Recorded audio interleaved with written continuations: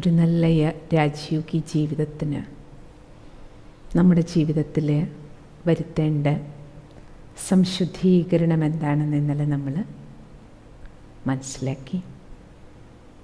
ഇനി മുന്നോട്ട് പോകുമ്പോൾ നിങ്ങളെല്ലാവരും നിത്യസത്സംഗം, പ്രഭാത സത്സംഗം കേൾക്കുമ്പോൾ ഡെയിലി ഭഗവാന്റെ തന്നെ മധുരമഹവാക്യങ്ങളിലൂടെ ബാബ ഇനി കൂടുതൽ കൂടുതൽ നമ്മുടെ ജീവിതത്തിൻ്റെ അനുദിനം നടക്കുന്നത് ശുദ്ധീകരണ പ്രക്രിയയാണ്. അപ്പോൾ നമുക്ക് കൂടുതൽ ആഴത്തിലും വളരെ സൂക്ഷ്മത്തിലും നമുക്ക് ശുദ്ധീകരണ പ്രക്രിയയ്ക്ക് സ്വയം വിധേയമാകാം.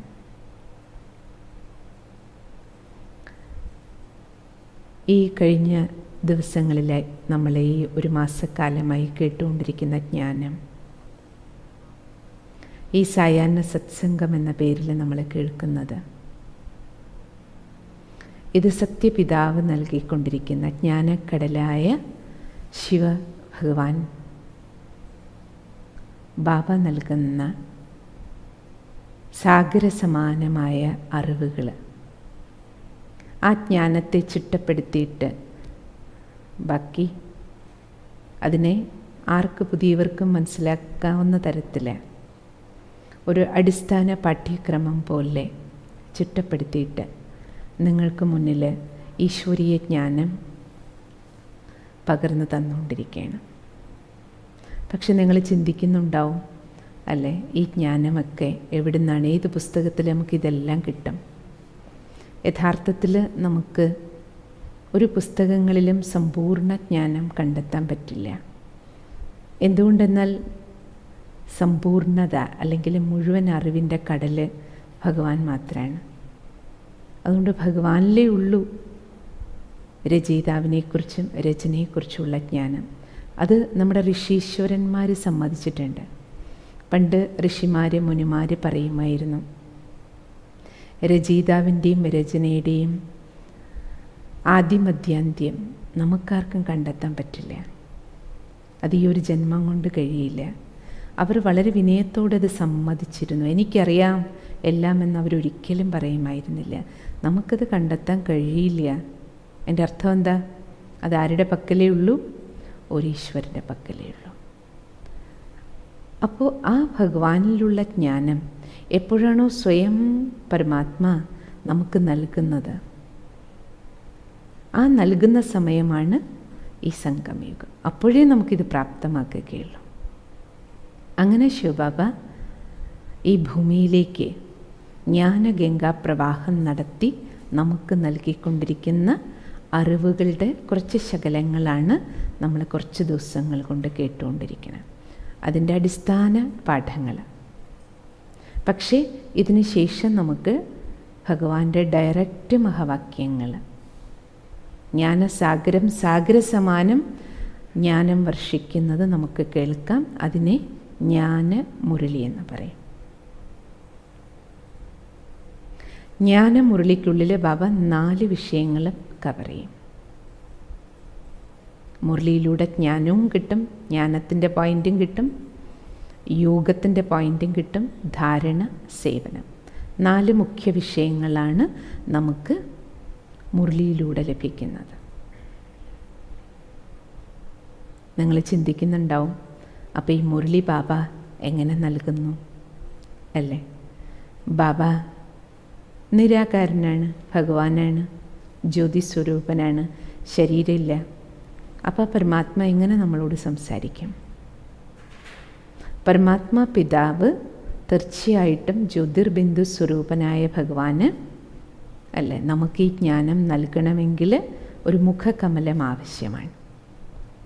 ഗീതയിലും പറയുന്നുണ്ട്, ഞാനൊരു സാധാരണ വൃദ്ധശരീരത്തിലൂടെ അല്ലേ നിങ്ങൾക്ക് ജ്ഞാനം നൽകുന്നത്.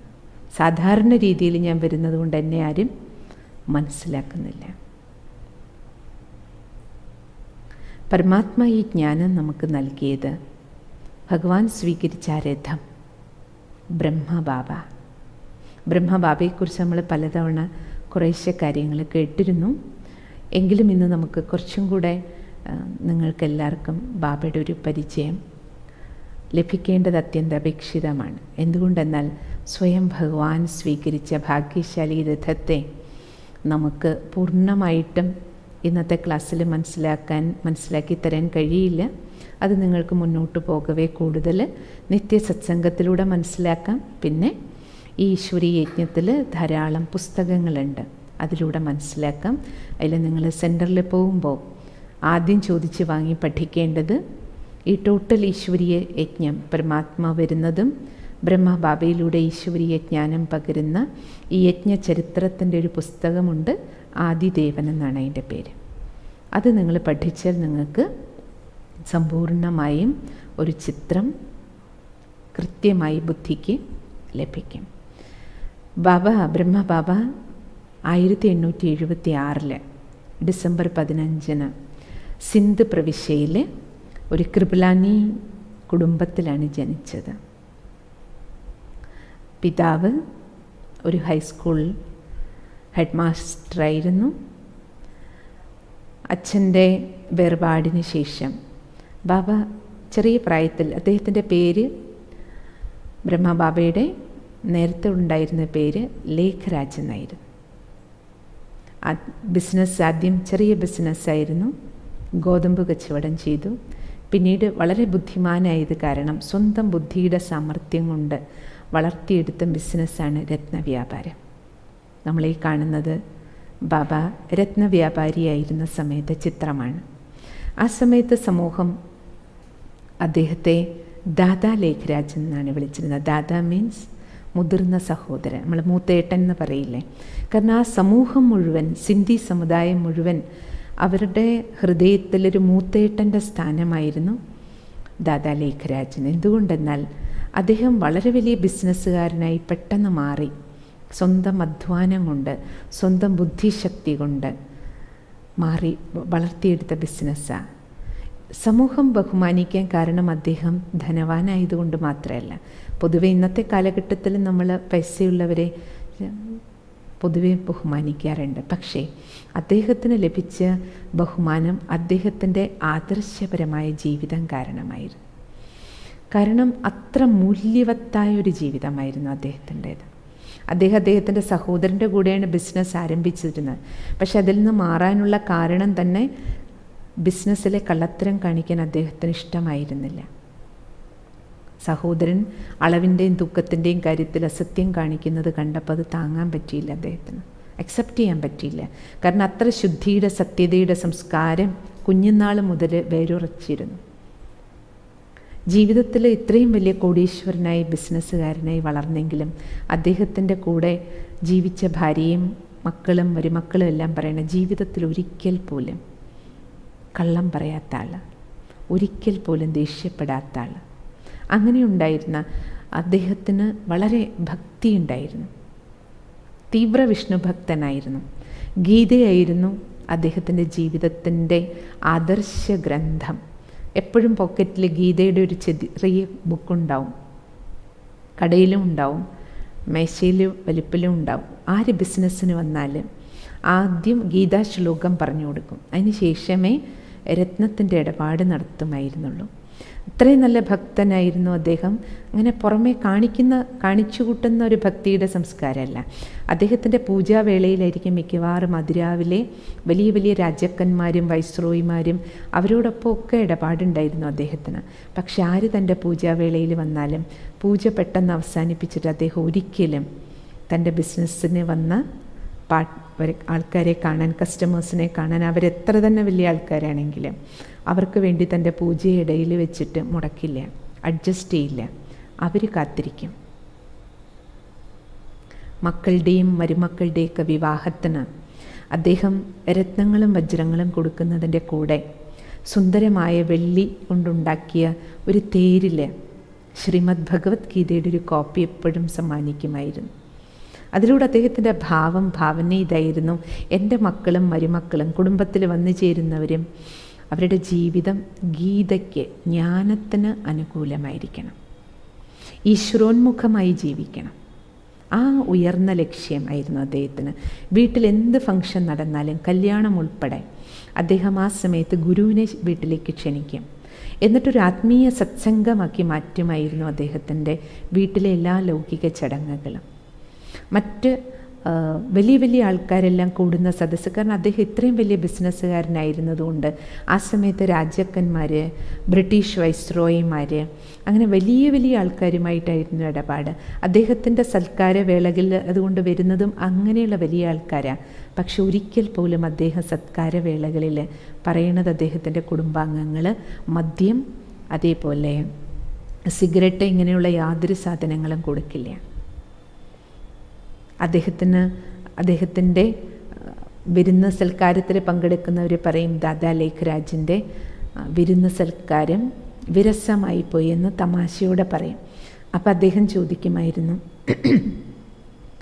നിങ്ങൾക്ക് വേണ്ടി ഞാൻ എന്തിനെൻ്റെ ധാർമ്മിക മൂല്യങ്ങൾ ബലി കഴിക്കണം?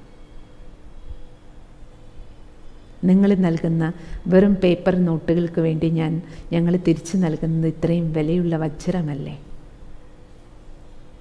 അപ്പോൾ എങ്കിലും എല്ലാവർക്കും അദ്ദേഹത്തിന് ഇഷ്ടമായിരുന്നു. രാജാക്കന്മാർ തമ്മിൽ പറയുമായിരുന്നു, ഇദ്ദേഹം ലേഖരാജല്ല, ലക്കി രാജാണ്. ലക്കി രാജ് ബാബു എന്നാണ് എല്ലാവരും വിളിച്ചിരുന്നത്. ഈശ്വരനൊരു അബദ്ധം പറ്റി, യഥാർത്ഥത്തിൽ രാജാവാന് ആകാനുള്ള ക്വാളിറ്റി എല്ലാം താങ്കളിലാണുള്ളത്, ഞങ്ങൾക്ക് രാജപദവി ഉണ്ടെന്നേ ഉള്ളൂ എന്ന് പോലും പറയുമായിരുന്നു.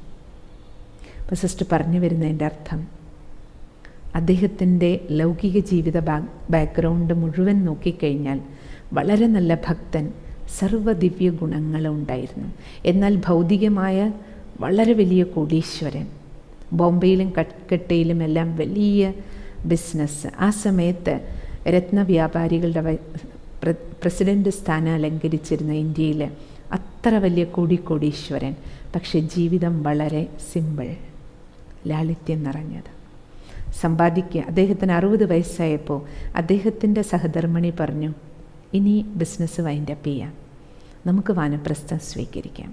അപ്പോൾ അദ്ദേഹം പറഞ്ഞത് എന്താണെന്നറിയോ, 3-4 വർഷം കൂടി ഇപ്പോൾ ഉള്ളതിൻ്റെ ഇരട്ടി ധനവും കൂടി സമ്പാദിച്ചിട്ട് അതും കൂടി നമുക്ക് പാവപ്പെട്ടവർക്ക് ദാനം ചെയ്തിട്ട്, ലക്ഷ്യം അതായിരുന്നു അദ്ദേഹത്തിൻ്റെ, ദാനം ചെയ്യുക. സമ്പാദിച്ചതേ അതിന് വേണ്ടിയിട്ടായിരുന്നു. ദാനം ചെയ്തിട്ട് നമുക്ക് വൈൻഡപ്പ് ചെയ്യാം. പക്ഷേ പറയാറുണ്ടല്ലോ, മനുഷ്യനൊന്ന് വിചാരിക്കും, പക്ഷേ ഈശ്വരൻ്റെ പദ്ധതി വേറെയാണ്. അതേപോലെ ഈ സംഭാഷണം നടന്ന് കുറച്ച് ദിവസങ്ങൾക്ക് ശേഷം അദ്ദേഹത്തിൻ്റെ ജീവിതം വളരെ വലിയൊരു വഴിത്തിരിവിലേക്ക് തിരിഞ്ഞു. 3-4 വർഷം കൂടെ സമ്പാദിക്കണമെന്ന് പറഞ്ഞ ആളുടെ ജീവിതം അങ്ങനെ മാറി മറിഞ്ഞു. അതിലേറ്റവും പ്രധാനപ്പെട്ട സംഭവം ആരംഭിക്കുന്നത് അദ്ദേഹത്തിൻ്റെ അമ്മാവനോടൊപ്പം ചേർന്നായിരുന്നു അദ്ദേഹം ദാനധർമാദി കർമ്മങ്ങൾ ചെയ്തത്. പെട്ടെന്ന് അമ്മാവൻ മരിച്ചു. അപ്പോൾ അദ്ദേഹം ഉണ്ടായിരുന്നില്ല അവിടെ. പക്ഷേ കുറച്ച് ദിവസങ്ങൾക്ക് ശേഷം മരണം അദ്ദേഹത്തിന് ദർശിക്കാൻ കഴിഞ്ഞു. ആത്മശക്തി എങ്ങനെ ശരീരത്തിൽ നിന്ന് വേർപെടുന്നത്, ലൈഫ് എനർജി പെരുവിരലിൽ നിന്ന് വിഡ്രോ ചെയ്ത് ഭ്രൂമധ്യത്തിലേക്ക് വരുന്നതും ഭ്രൂമധ്യത്തിൽ നിന്ന് ആത്മാവ് പുറത്തിറങ്ങുന്ന മരണമെന്ന അദൃശ്യമായ ദൃശ്യത്തിൻ്റെ ദർശനം അദ്ദേഹത്തിനുണ്ടായി. അതിനുശേഷം പിന്നീട് അദ്ദേഹത്തിൻ്റെ ജീവിതത്തിൽ അത്ഭുതകരമായ അനുഭൂതികളുടെ, ആത്മീയ അനുഭൂതികളുടെ, ആനന്ദഹർഷം നൽകുന്ന ദിവ്യ അനുഭൂതികളുടെ ഒരു സീരീസാണ് ഉണ്ടായത്. അതിൽ ആദ്യം അദ്ദേഹത്തിന് ലഭിച്ചത് ചതുർഭുജധാരിയായ വിഷ്ണുവിൻ്റെ ദർശനമാണ്. ഞാൻ വിഷ്ണുവാണ്, നീയും അതേപോലെ, തതത്വം. അതിൻ്റെ പിന്നാലെ കേദാർനാഥ്, ബദ്രീനാഥ്, എല്ലാ ദൃശ്യങ്ങളും സാക്ഷാത്കാര രൂപത്തിൽ കാണാൻ തുടങ്ങി. കാരണം അദ്ദേഹം വിഷ്ണു ഭക്തനായിരുന്നു. പക്ഷെ ആകെ അത്ഭുതമായി, വിഷ്ണു വന്നിട്ട് എന്നോട് പറയണം നീ തന്നെയാണ് വിഷ്ണു. ഒന്നും മനസ്സിലായില്ല അദ്ദേഹത്തിന്. പതുക്കെ പതുക്കെ അദ്ദേഹം വളരെയധികം ഏകാന്തനാകാൻ തുടങ്ങി. തനിക്ക് കൂടുതൽ ഏകാഗിയായി. ഏകാന്തതയിലിരിക്കുമ്പോൾ, ഇടയിൽ പല സ്ഥലങ്ങളിലും ഇരിക്കുമ്പോൾ അദ്ദേഹത്തിന് വളരെയധികം ആത്മീയ അനുഭവങ്ങളുടെ ദിവ്യാനുഭൂതികൾ ഒഴുകാൻ തുടങ്ങി. പക്ഷെ ഒന്നിനെയും തമ്മിൽ കണക്ട് ചെയ്യാൻ പറ്റണില്ല. ആരാ ഇത് തരുന്നത്? അദ്ദേഹത്തിന് സ്വന്തമായി 13ഓളം ഗുരുക്കന്മാരുണ്ടായിരുന്നു. അപ്പോൾ അദ്ദേഹം വിചാരിച്ചു, ഗുരുവിൽ നിന്നായിരിക്കും എനിക്ക് ഈ അനുഭൂതി ഉണ്ടാകണത്. ഒരു ദിവസം ഗുരുവിൻ്റെ സത്സംഗം വീട്ടിൽ നടക്കുമ്പോഴാണ് അദ്ദേഹത്തിനൊരു ദിവ്യാനുഭൂതി ഉണ്ടായത്. ശരീരത്തിൽ നിന്ന് ഒരു പ്രകാശം പോലെ താൻ പറന്നുയരുന്ന ഫീലിംഗ് ഉണ്ടായി. അപ്പോൾ ഗുരുവിനോട് വന്ന് ചോദിച്ചു. പക്ഷെ അപ്പോൾ ഗുരുവിന് ഒന്നും മനസ്സിലായില്ല. അപ്പോൾ അദ്ദേഹത്തിന് മനസ്സിലായി ഇതിൽ ഗുരുവിന് യാതൊരു പങ്കുമില്ല. ഈ ഗുരുക്കന്മാർക്കെല്ലാം ഉപരി ഒരു ഗുരു ഉണ്ട്. പരമാത്മാവാണ് എനിക്ക് ഈ അനുഭവം തന്നുകൊണ്ടിരിക്കണേ എന്ന് അദ്ദേഹത്തിന് മനസ്സിലായി. പക്ഷെ വ്യക്തമായില്ല ഒന്നും. വീണ്ടും അനുഭവങ്ങൾ തുടർന്നു. ഒരിക്കൽ അദ്ദേഹത്തിന് രണ്ടാമത് കിട്ടിയ ഒരു സാക്ഷാത്കാരം മഹാവിനാശത്തിൻ്റെ ദർശനമായിരുന്നു. അതിൽ അദ്ദേഹം കണ്ടു രാഷ്ട്രങ്ങൾ രണ്ട് ചേരിയായിട്ട് തമ്മിൽ ബോംബ് വർഷിച്ച്, ആ സമയത്ത് അമേരിക്ക ജപ്പാനിൽ ബോംബിട്ട ആ യുദ്ധസമയത്ത് ബോംബ് വർഷിക്കാത്ത സമയത്ത് അദ്ദേഹത്തിന് ബോംബ് വീണ് അഗ്നിഗോളങ്ങളുണ്ടായി. രാജ്യങ്ങളുടെ സർവനാശം കണ്ടു. അമേരിക്കയുടെയും യൂറോപ്പിൻ്റെയും എല്ലാം. പിന്നീട് ആഫ്രിക്ക, ഇന്ത്യ, ഏഷ്യൻ രാജ്യങ്ങളിൽ എങ്ങനെ പരിവർത്തനം നടക്കണം, അതിൽ പ്രകൃതിയുടെ താണ്ഡവം, മനുഷ്യനും മൃഗങ്ങളും പ്രാണന് വേണ്ടി കിടന്ന് പടഞ്ഞോടുക. പക്ഷെ 5 തത്വങ്ങളും ചേർന്നിട്ട് സമ്പൂർണ്ണ നാശീകരണം നടത്തുന്നത്. അവസാനം സാഗര പരപ്പ് മാത്രം, ശ്മശാനമൂകത, ശവസംസ്കാരത്തിന് പോലും ആളില്ലാതെ ശവക്കുമ്പാരം. ഈ ദൃശ്യങ്ങൾ കണ്ട് പൊട്ടിക്കരഞ്ഞു അദ്ദേഹം. ഭഗവാനോട് പറഞ്ഞു, അല്ലേ ഭഗവാനെ, ഇനി എനിക്ക് നിൻ്റെ സുന്ദര രൂപം കാണിച്ചു തരൂ, മതി നിർത്ത്. ജീവിതത്തിൽ ഒരിക്കലും കരഞ്ഞിട്ടില്ലാത്ത അദ്ദേഹം പൊട്ടിക്കരഞ്ഞു. പിന്നീട് അദ്ദേഹത്തിന് ജീവിതത്തിൽ വീണ്ടും അദ്ദേഹം കൂടുതൽ അന്തർമുഖിയാക്കാൻ തുടങ്ങി. ചിന്തനം തുടങ്ങി, ആരാണ് എനിക്ക് ഈ അനുഭവം തരുന്നത്. അവസാനം ആ ദിവസം വന്നു.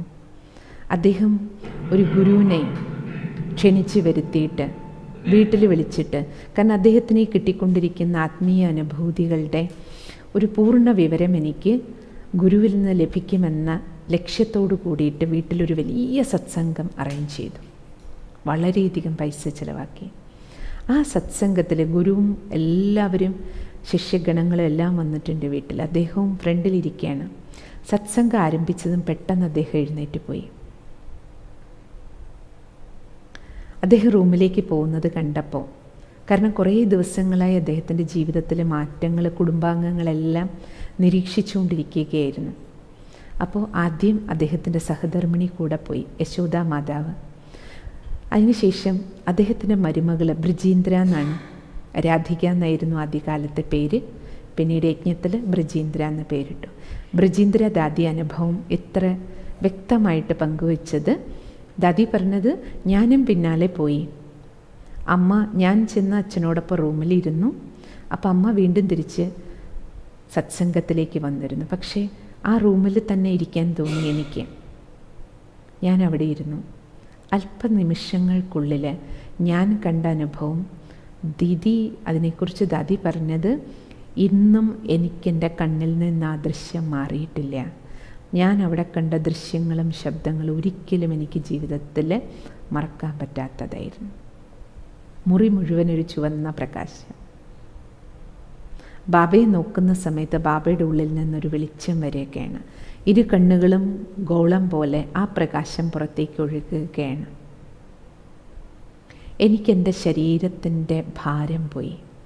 ഞാനൊരു പ്രകാശം പോലെ ഭാരരഹിത അവസ്ഥയിൽ മുകളിലേക്ക് ഉയർന്നിരിക്കുകയാണ്, അല്പം പോലും ഭാരമില്ലാതെ.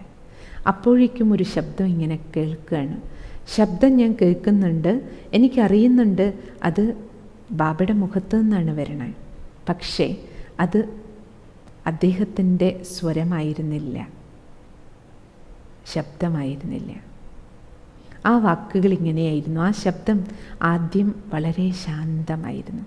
പിന്നീട് പതുക്കെ ശബ്ദമുയർന്നു. പക്ഷേ വളരെ ഗംഭീരതയാർന്നതായിരുന്നു, ഭയഭക്തി ജനിപ്പിക്കുന്നതായിരുന്നു, ആദരവുണ്ടാക്കുന്നതായിരുന്നു.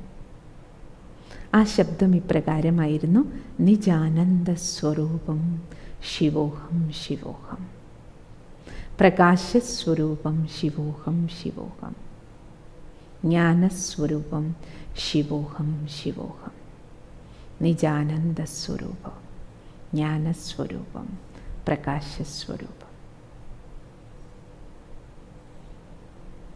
ഞാൻ ആനന്ദസ്വരൂപനായ ശിവനാണ്, ജ്ഞാനസ്വരൂപനായ ശിവനാണ് ഞാൻ, പ്രകാശസ്വരൂപമായ ശിവനാണ് ഞാൻ.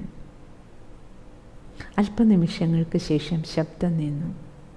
ആ വെളിച്ചം അപ്രത്യക്ഷമായി. ദാദിക്ക് തൻ്റെ ശരീരത്തിൻ്റെ ഭാരം ഫീൽ ചെയ്തു. മരുമകളാണ്. കണ്ണ് തുറക്കാണ് ബാബ.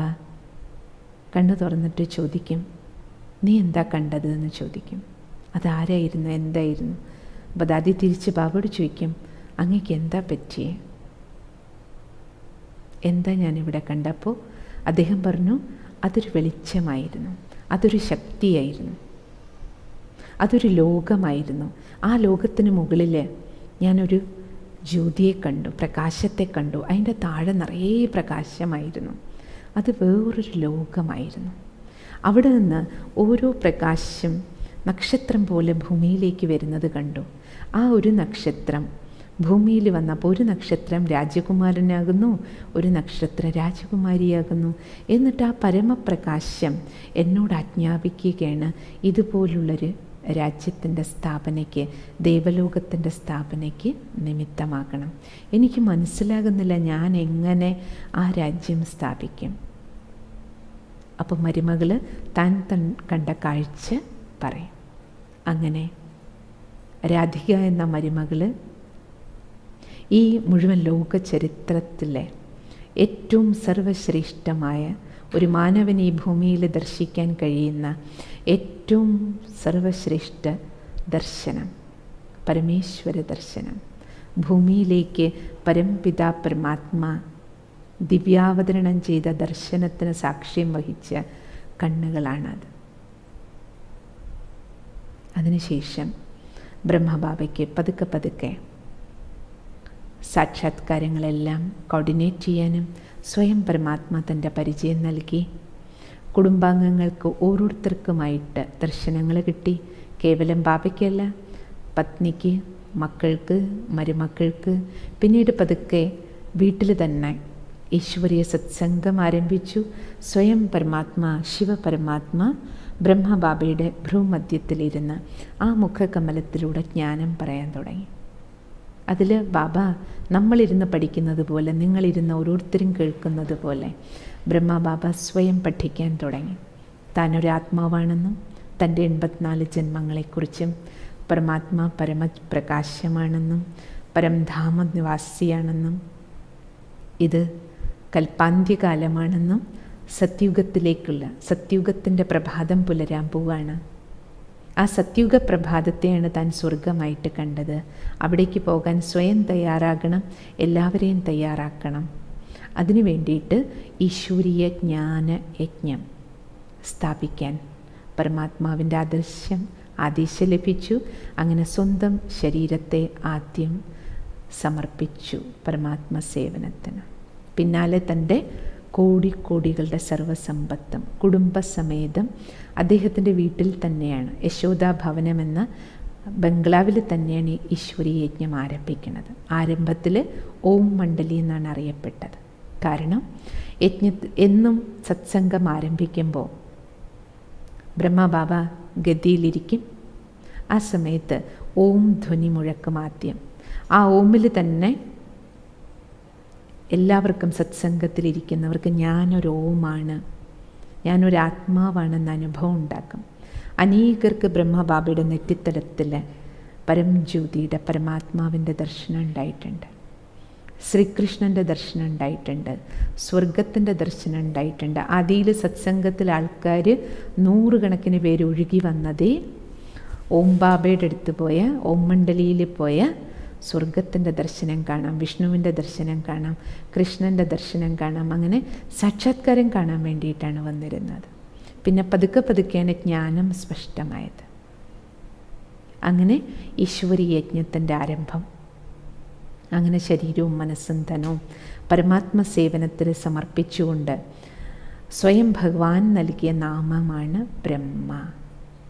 എല്ലാവരും സ്നേഹത്തോടെ ബ്രഹ്മ ബാബ എന്ന് വിളിക്കാൻ തുടങ്ങി. അങ്ങനെ സ്വയം ശിവപരമാത്മാ ബ്രഹ്മബാബയിലൂടെ നൽകിയ, ബ്രഹ്മബാബയ്ക്കും ബ്രഹ്മബാബയിലൂടെ മുഴുവൻ വിശ്വത്തിന് ഒഴുക്കി തന്ന ആ ഈശ്വരീയ ജ്ഞാനമാണ് ജ്ഞാനമുരളി. അതിൽ തുടക്കത്തിലുള്ളവർക്കത് ഡയറക്റ്റ് കേൾക്കാമായിരുന്നു. ബ്രഹ്മബാബയെ ഒരു ഈശ്വരീയ വിദ്യാർത്ഥിയായി പഠിച്ചു, കേട്ടു, അഭ്യസിച്ചു.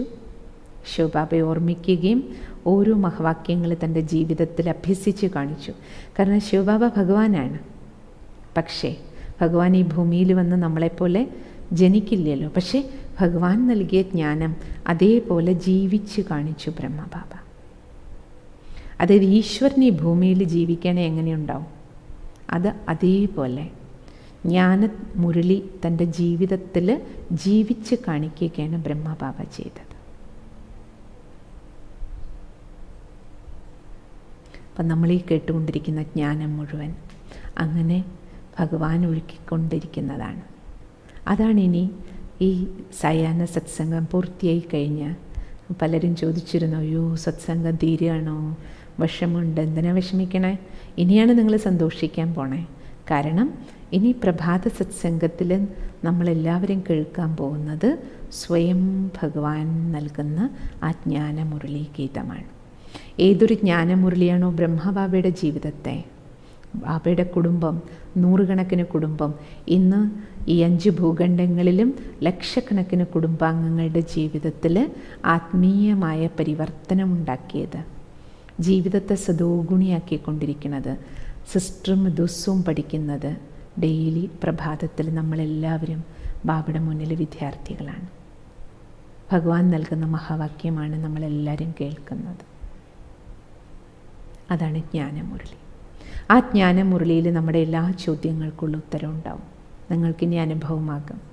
നിങ്ങളെന്ത് മനസ്സിൽ ചോദ്യമോ ആശയക്കുഴപ്പമോ അല്ലെങ്കിൽ ഒരു തീരുമാനം എടുക്കണമെന്നോ അല്ലെങ്കിൽ എന്തെങ്കിലും ജീവിതത്തിൽ വിഘ്നം വന്ന ഈ സിറ്റുവേഷൻ ഞാൻ എന്ത് ചെയ്യണം, എല്ലാത്തിനുമുള്ള ഉത്തരം പരമാത്മാവിൽ നിന്ന് ലഭിക്കും.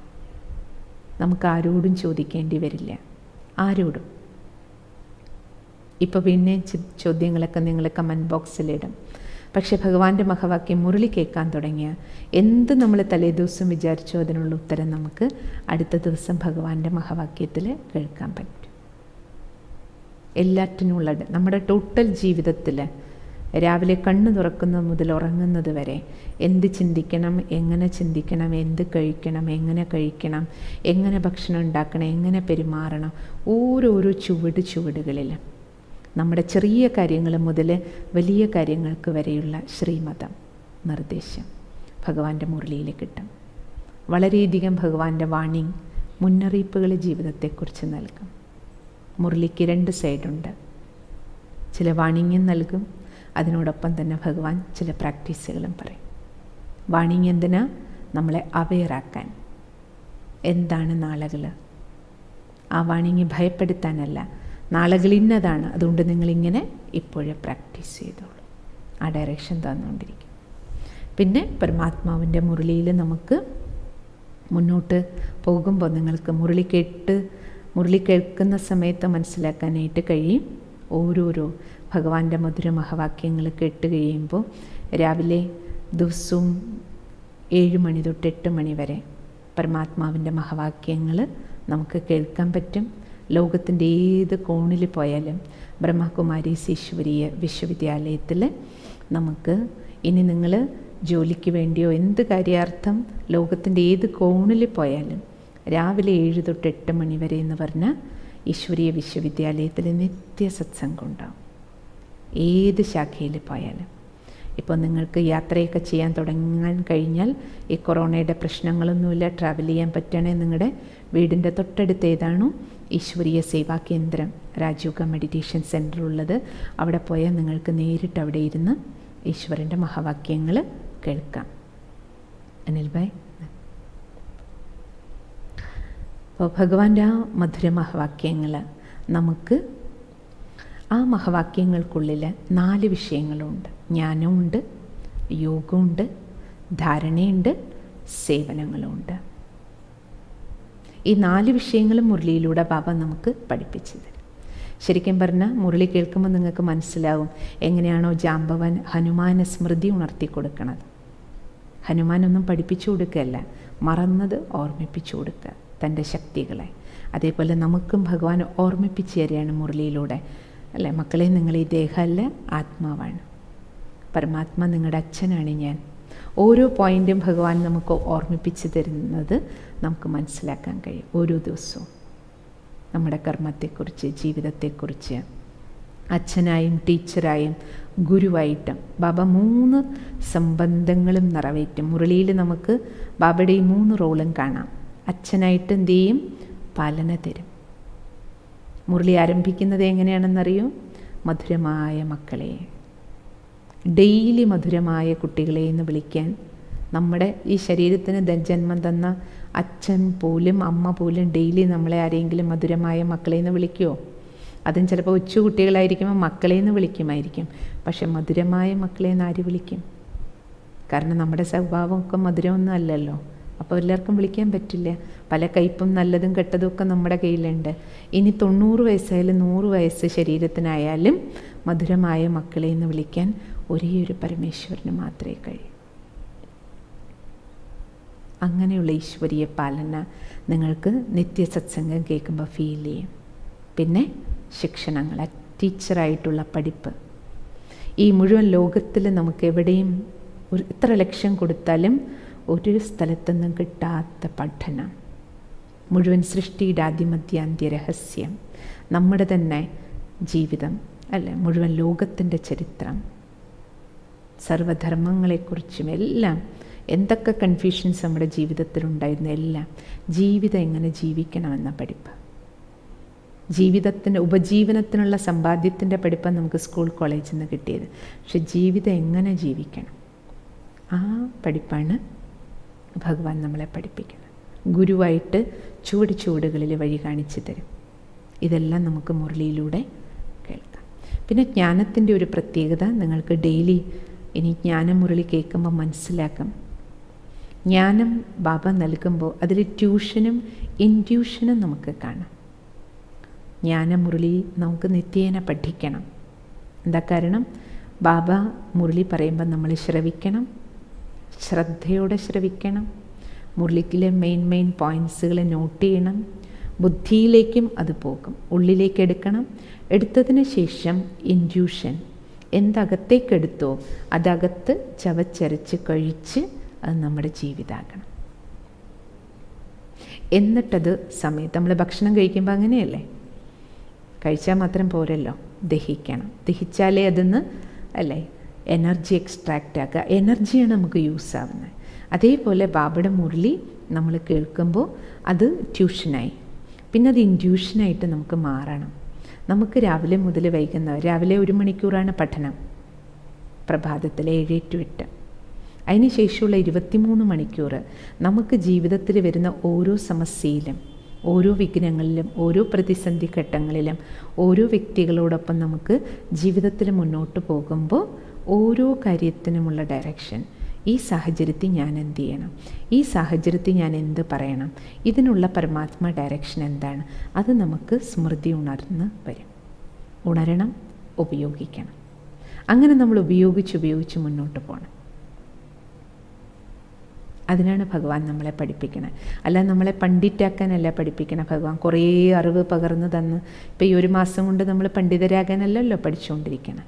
കാരണം ഭഗവാന്റെ മുരളിയിൽ നിങ്ങൾക്ക് മനസ്സിലാകും, നമുക്ക് തലയിൽ വെക്കാൻ കുറേ ജ്ഞാനം പറഞ്ഞു തരികയല്ല ഈശ്വരൻ. കാണാതെ പഠിക്കാനുമല്ല, മാർക്ക് വാങ്ങാനുമല്ല. എന്തിനാണ്? ജീവിതത്തിൽ വരുന്ന പരീക്ഷകൾ ജയിക്കാൻ, ബോർഡ് എക്സാം എഴുതാനല്ല. പിന്നെയോ സ്വന്തം ജീവിതത്തിൽ വരുന്ന പരീക്ഷകൾ, വിഘ്നങ്ങൾ, കയറ്റിറക്കങ്ങൾ, നിന്ദ, സ്തുതി, മാനം, അപമാനം, ജയപരാജയങ്ങൾ, ഇങ്ങനെയുള്ള ജീവിത സാഹചര്യങ്ങളിലൂടെ കടന്നു പോകുമ്പോൾ നമ്മൾ എങ്ങനെ ജയിക്കണം, ഫസ്റ്റ് ക്ലാസ്സിൽ എങ്ങനെ ജയിക്കണം, ഫുൾ A+ ജയിക്കാനുള്ള പഠിപ്പാണ് ഭഗവാൻ നമുക്ക് പഠിപ്പിച്ചു തരുന്നത്.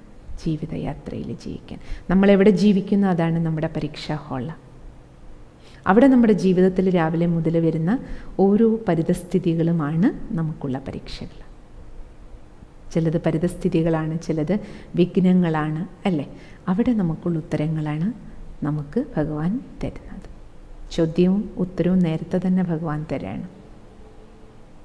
ഉദാഹരണത്തിന് ജ്ഞാനത്തിൽ ഭഗവാൻ എപ്പോഴും നമ്മളോട് പറയും, മക്കളെ നിങ്ങൾ ജ്ഞാനീത്തു ആത്മാവാകണം, ജ്ഞാനത്തെ ഉപയോഗിച്ച് ജീവിക്കുന്നവരാകണം. ഈ ജ്ഞാനം കേൾക്കാനും കേട്ടിട്ട് ഇത് മറ്റുള്ളവരോട് പറഞ്ഞു കൊടുക്കാൻ മാത്രമുള്ളതല്ല. ജ്ഞാനത്തെ ഉപയോഗിച്ച് ജീവിക്കുക എന്ന് പറഞ്ഞാൽ എന്താ അർത്ഥം? ദ എംബോഡിമെൻറ്റ് ഓഫ് നോളജ്, ജ്ഞാനത്തിൻ്റെ പ്രതിരൂപമായി നമ്മൾ മാറുക എന്ന് പറഞ്ഞാൽ എന്താ അർത്ഥം? ഉദാഹരണത്തിന് നമ്മൾ ഫസ്റ്റ് കേട്ടു ഞാനൊരാത്മാവാണ്, ദേഹമല്ല ദേഹിയാണ്. രണ്ടാമത് നമ്മൾ എന്തറിഞ്ഞു? ഞാൻ ശാന്തസ്വരൂപാത്മാവാണ്. ഓം ശാന്തി എന്നല്ലേ നമ്മൾ പറയാം. ഭഗവാൻ പറയണത്, ഇന്നലെ മഞ്ഞാന്നും കൂടെ ഭഗവാന്റെ മഹാവാക്യത്തിൽ ഭഗവാൻ പറഞ്ഞു, നിങ്ങൾ വെറുതെ ഓം ശാന്തി ഓം ശാന്തി എന്ന് പറയാൻ പാടില്ല. കാരണം ഇത് പറയാനുള്ളതല്ല. ഓം എന്നാൽ ഞാനാണ്. ഓം ശാന്തി എന്ന് പറഞ്ഞാൽ ഞാൻ ശാന്തനായിരിക്കണം, ശാന്തിയുടെ സ്വരൂപമാകണം. ഞാൻ ശാന്തനാണെന്നത് പറയാനുള്ള സാധനമല്ല, പിന്നെയോ എൻ്റെ പ്രവൃത്തിയിൽ രാവിലെ മുതൽ വൈകുന്നത് വരെ കാണപ്പെടണം. എൻ്റെ കാഴ്ചപ്പാട്, അശാന്തിയുടെ നടുവിലും ഞാൻ ശാന്തനായിരിക്കണം. എൻ്റെ വാക്കിലും പെരുമാറ്റത്തിലും ഓരോ സിറ്റുവേഷനിലും മറ്റുള്ളവർ അശാന്തരാകുമ്പോഴും എനിക്കെങ്ങനെ ശാന്തരായിട്ടിരിക്കാം. ശാന്തിയുടെ ശക്തിയെ ഉപയോഗിക്കൂ. ഭഗവാൻ ഇതാ പറയണ. അതാണ് എംബോഡിമെൻ്റ് ആക്കുക. അതേപോലെ മറ്റൊരു ഉദാഹരണം, ഭഗവാൻ എപ്പോഴും പറയും, നിങ്ങൾ മാസ്റ്റർ സർവശക്തിവാനാണ്, ഞാൻ സർവശക്തനാ, എൻ്റെ മക്കളാണ് നിങ്ങൾ. ഏറ്റവും വലിയ ഓമന പേര് ഭഗവാൻ നമുക്ക് തന്ന ടൈറ്റിലാണ് മാസ്റ്റർ സർവശക്തിവാൻ. എന്നാലോചിച്ച് നോക്കൂ, ഈശ്വരൻ്റെ കുട്ടിയാണ് നിങ്ങൾ, സർവശക്തൻ്റെ കുട്ടി. ഞാൻ സർവശക്തൻ്റെ കുട്ടിയാണ് സർവശക്തൻ്റെ കുട്ടിയാണെന്ന് ഉരുവിട്ടതുകൊണ്ട് മാത്രമാവില്ല. പിന്നെന്ത് ചെയ്യണം? ശക്തികളെ ഉപയോഗിക്കണം. എപ്പോൾ? എൻ്റെ മുന്നിൽ സാഹചര്യങ്ങൾ വരുമ്പോൾ, വിപരീതമായ പ്രതിസന്ധി ഘട്ടങ്ങളിലൂടെ കടന്നു പോകുമ്പോൾ ഞാൻ സർവശക്തിവാൻ്റെ കുട്ടി എങ്ങനെ അഷ്ടശക്തികളെ ഉപയോഗിക്കുന്ന, സഹിക്കുന്നത്, ക്ഷമിക്കുന്നത്, അഡ്ജസ്റ്റ് ചെയ്യുന്നത്, അഭിമുഖീകരിക്കുന്നത്, നല്ല തീരുമാനം എടുക്കുന്നത്, നല്ല തിരിച്ചറിയുന്നത് അല്ലേ? ഈ അഷ്ടശക്തികളെ സമയത്ത് കാര്യങ്ങളിൽ ഉപയോഗിക്കുമ്പോൾ എന്ത് പറയാം? സർവശക്തിവാൻ്റെ കുട്ടിയാണ്. അപ്പോഴാണ് എന്ത് പറയുക? ജ്ഞാനി തു ആത്മാവ്. കാരണം നമ്മുടെ ജീവിതം എന്ന് പറയുന്നത് രണ്ട് തരത്തിൽ ജീവിക്കാം. ഒന്നി ബോഡി കോൺഷ്യസ് ലൈഫ്, അല്ലെങ്കിൽ സോൾ കോൺഷ്യസ് ലൈഫ്. ദേഹബോധത്തിൽ ജീവിക്കാം, അല്ലേ ആത്മബോധത്തിൽ ജീവിക്കാം. ദേഹബോധത്തിൽ ജീവിക്കുമ്പോൾ ദേഹബോധത്തിൻ്റെ പെട്ടിയിലുള്ള സാധനമെല്ലാം പുറത്ത് വരും. അതെന്താണ്? നമ്മൾ കണ്ടതാ അല്ലേ? വികാരങ്ങളും അല്ലേ, ദുർവികാരവും ദുർബലതകളും എല്ലാ സാധനങ്ങളും പുറത്ത് വരും. ആത്മബോധത്തിൽ ജീവിക്കുമ്പോൾ ആത്മബോധത്തിൻ്റെ സൂട്ട് കേസിൽ എന്തൊക്കെ സാധനമുണ്ടോ അതൊക്കെ പുറത്ത് വരും. ഈ സൂട്ട് കേസിൽ എന്താ ഉള്ളത്? ആത്മബോധത്തിൽ ഗുണങ്ങളും ശക്തികളും അല്ലേ, ജ്ഞാനം. അപ്പോൾ ആ ജ്ഞാനം വിവേകമായിട്ട് മാറണം. അതാണ് നോളജ്, വിസ്ഡം. ഈ രണ്ട് വാക്കുകൾ നിങ്ങൾ കേട്ടിട്ടുണ്ടാവും. അപ്പോൾ ഭഗവാൻ മുരളിയിലൂടെ ജ്ഞാനം തരും. ആ സത്യജ്ഞാനത്തെ നമ്മൾ കാര്യങ്ങളിൽ എവിടെ എങ്ങനെ ഉപയോഗിക്കണമോ, എവിടെ ഞാൻ എങ്ങനെ പെരുമാറണം, വ്യക്തി, സമയം, സന്ദർഭം, സാഹചര്യങ്ങൾക്കനുസരിച്ച് യുക്തിയുക്തമായിട്ട് അതിനെ ഉപയോഗിക്കുമ്പോൾ എന്ത് പറയാം? വ്യക്തി വിവേകശാലിയാണ്. അപ്പം ജ്ഞാനം വിസ്ഡമായിട്ട് മാറണം. ജ്ഞാനം മുരളിയിലൂടെ കിട്ടും. അതിനെ വിസ്ഡമാക്കി മാറ്റേണ്ടത് പശു കിടന്നിട്ട് കണ്ടില്ലേ, പതുക്കെ പതുക്കെ കഴിക്കുമ്പോൾ എല്ലാം കൂടെ കഴിക്കും, പിന്നെ അയവിറക്കിയിട്ട് അല്ല ആസ്വദിക്കുന്നത് പോലെ നമുക്ക് ഈ ജ്ഞാനത്തെ നമ്മുടെ ഉള്ളിലേക്കെടുത്തിട്ട് ഇതിനെക്കുറിച്ച് ചിന്തനം ചെയ്ത് മനനം ചെയ്ത് ഭഗവാൻ ഈ പറഞ്ഞ കാര്യം എനിക്ക് എങ്ങനെ ആപ്ലിക്കബിളാണ്, ഞാനിതെങ്ങനെയാണ് ചെയ്യേണ്ടത്, ബാബ പറഞ്ഞു ഞാനിതെങ്ങനെ ചെയ്യും. ഉദാഹരണത്തിന് ഇന്നത്തെ ഭഗവാന്റെ മഹാവാക്യത്തിൽ, ഇന്നത്തെ പ്രഭാത സത്സംഗത്തിൽ ഭഗവാൻ പറഞ്ഞ എന്താണെന്നറിയോ? മക്കളെ, നിങ്ങൾക്ക് മുഴുവൻ വിശ്വത്തെ പ്രതി മംഗളഭാവന ഉണ്ടായിരിക്കണം. എല്ലാവരോടും മംഗളഭാവന. സർവരെ പ്രതിയും നിങ്ങൾ ശുഭചിന്തകരായിരിക്കണം. അതാണ് നിങ്ങൾ എടുക്കേണ്ട ഏറ്റവും വലിയ പ്രയത്നമെന്നാണ് പറഞ്ഞ ഭഗവാൻ. അപ്പോഴാണ് നിങ്ങളെ പ്രയത്നശീലരെന്ന് പറയാം. അപ്പോൾ ഭാവന നിങ്ങളുടെ ഇങ്ങനെയായിരിക്കണം. വിശ്വമംഗളഭാവന, സർവരെ പ്രതിയും ശുഭചിന്തക ഭാവം. അപ്പോൾ ഒന്ന് ആലോചിച്ച് നോക്കി, എത്ര വലിയൊരു ഹോംവർക്കാണ്.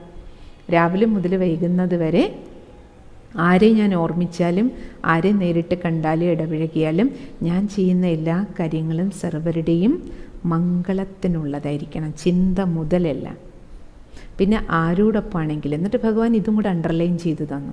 മക്കളെ, നിങ്ങളുടെ അടുത്ത് ഇടപഴകാൻ വന്ന ഒരാൾ, അവർ നിങ്ങൾക്ക് പലതവണ ഉപദ്രവിച്ചവരാണ്, പലതവണ നിങ്ങൾക്ക് വിഘ്നം ഉണ്ടാക്കിയവരാണ്, പലതരത്തിൽ നിങ്ങളെ ദ്രോഹിച്ചവരാണെങ്കിൽ പോലും അവർ നിങ്ങളുടെ മുന്നിൽ വരുമ്പോഴോ അല്ലെങ്കിൽ അവരോടൊപ്പം നിങ്ങൾക്ക് വ്യവഹരിക്കേണ്ടി വരുമ്പോഴോ അപ്പോഴും നിങ്ങളുടെ ഭാവന മാറരുത്. അപ്പോഴും നിങ്ങളുടേത് മംഗളഭാവനയായിരിക്കണം. സംഭവങ്ങളെ കണ്ടിട്ട് നിങ്ങളുടെ ഭാവന മാറല്ലേ, അപ്പോഴും മംഗളഭാവന. അപ്പോൾ നിങ്ങൾ ആലോചിച്ച് നോക്കൂ, ഇപ്രകാരമാണ് ബാബ മുരളിയിലൂടെ നമുക്ക് ജ്ഞാനത്തിൻ്റെ രത്നങ്ങൾ നമ്മുടെ കൈകളിലേക്ക് തരണം. ഇത്ര മൂല്യമുള്ള രത്നങ്ങളാണ് തരണം. ഓരോരോ വാക്കും ലക്ഷ്യങ്ങളെക്കാൾ മൂല്യമുള്ളതാണ്. ഓരോ വാക്കും ഇനി നിങ്ങൾ മുരളി കേട്ട് തുടങ്ങുമ്പോൾ നിങ്ങൾക്ക് മനസ്സിലാക്കാം. അത് സിസ്റ്റർ പറഞ്ഞാൽ മനസ്സിലാവുന്ന ഒരു കാര്യമല്ല. കാരണം ഭഗവാന്റെ മുരളി നിങ്ങൾ കേട്ട് തന്നെ നോക്കണം. പക്ഷേ മുരളി കേൾക്കാൻ ആരംഭിക്കുമ്പോൾ ആദ്യമൊന്നും ബാബയുടെ മുരളി അത്ര വേഗം നമുക്ക് മനസ്സിലാവില്ല. കാരണം പല പോയിൻറ്റും ബാബ നമുക്ക് ആവർത്തിച്ച് പറഞ്ഞു തരും. ലോകത്തൊരു മനുഷ്യന് എത്ര കോടികൾ നമ്മൾ ഫീസ് കൊടുത്താലും ഇത്രയും തവണ റിപ്പീറ്റ് ചെയ്യില്ല. ഇങ്ങനൊരു ടീച്ചറിനെ ഒരിക്കലും കിട്ടില്ല. അത്ര തവണ റിപ്പീറ്റ് ചെയ്യണം. കാരണം നമ്മൾ ചെയ്യുന്നില്ലേ. അത് കാരണം ബാബയ്ക്ക് ഒരു ബോറടിയില്ല. മുരളി കേൾക്കുമ്പോൾ നിങ്ങൾക്ക് മനസ്സിലാവും. അത്ര തവണയാണ് പറയുക. കാരണം എന്താ, നമ്മൾ മക്കളേക്ക് അതിലൂടെ കെട്ടിക്ക് കളഞ്ഞുകൊണ്ടിരിക്കുകയാണേ. ഇവിടേക്കെടുത്ത് നമ്മൾ എംബോഡിമെൻ്റ് ആകും വരയ്ക്കും, ജ്ഞാനീത്തു ആത്മാക്കളായി മാറുന്ന വരയ്ക്കും ബാബ നമ്മളെ പഠിപ്പിച്ചുകൊണ്ടിരിക്കും. ഇത്രയും ക്ഷമയോട് പഠിപ്പിക്കുന്ന ഒരു അധ്യാപകനെ നമുക്ക് ലോകത്തിലെവിടെയും കാണാൻ പറ്റില്ല. പിന്നെ നമുക്ക് ബാബയുടെ പഠിപ്പ് മുന്നോട്ട് പോകുമ്പോൾ നിങ്ങൾക്ക് മുരളി കേൾക്കുമ്പോൾ മനസ്സിലാക്കും. ബാബ ഇടയ്ക്കിടയ്ക്ക് ഓർമ്മിപ്പിക്കും, മക്കളെ, മരണം തൊട്ട് മേലെയുണ്ട്, തലയ്ക്ക് മേലെ. സൃഷ്ടിയുടെ മഹാവിനാശം തൊട്ടരിക്കേണ്ട, കലിയുഗം മാറാൻ പോവാണ്, മഹാവിനാശ പ്രക്രിയ. ഇതൊക്കെ പറയുന്നത് പേടിപ്പിക്കാനല്ല. ബാബ ഭാവിയെക്കുറിച്ചുള്ള പ്രഡിക്ഷൻസ് എന്താണ്, ഫ്യൂച്ചർ ക്ലിയർ ആക്കി തരും. എന്തിനാ? ഭയപ്പെടുത്താനല്ല. ഭാവിക്ക് വേണ്ടി നമ്മൾ ചെയ്യേണ്ട തയ്യാറെടുപ്പുകൾ, പ്രാക്ടീസ് എന്തൊക്കെയാണ്, അത് നമുക്ക് ബാബ ഓർമ്മിപ്പിച്ച് തരികയാണ്. മുരളി നമുക്ക് കേൾക്കും തോറും നമ്മുടെ ഉള്ളിൽ ചില പോയിൻറ്റുകൾ നമുക്കുള്ളിൽ വെക്കാം. കാരണം മുരളിക്ക് 2 ഭാഗം ഉണ്ടാവും. ഒന്ന് പരമാർത്ഥം, മറ്റൊന്ന് വ്യവഹാരം. 2 തലമാണ്. ബാബ അൾട്ടിമേറ്റ് ട്രൂത്താണ് പറഞ്ഞുതരിക. പക്ഷേ അതിനൊരു വ്യാവഹാരിക തലമുണ്ട്. അതായത് നിത്യജീവിതത്തിൽ ആത്മാവി ശരീരത്തിലാണ് ഇരിക്കുന്നത്, കളിക്കളത്തിൽ.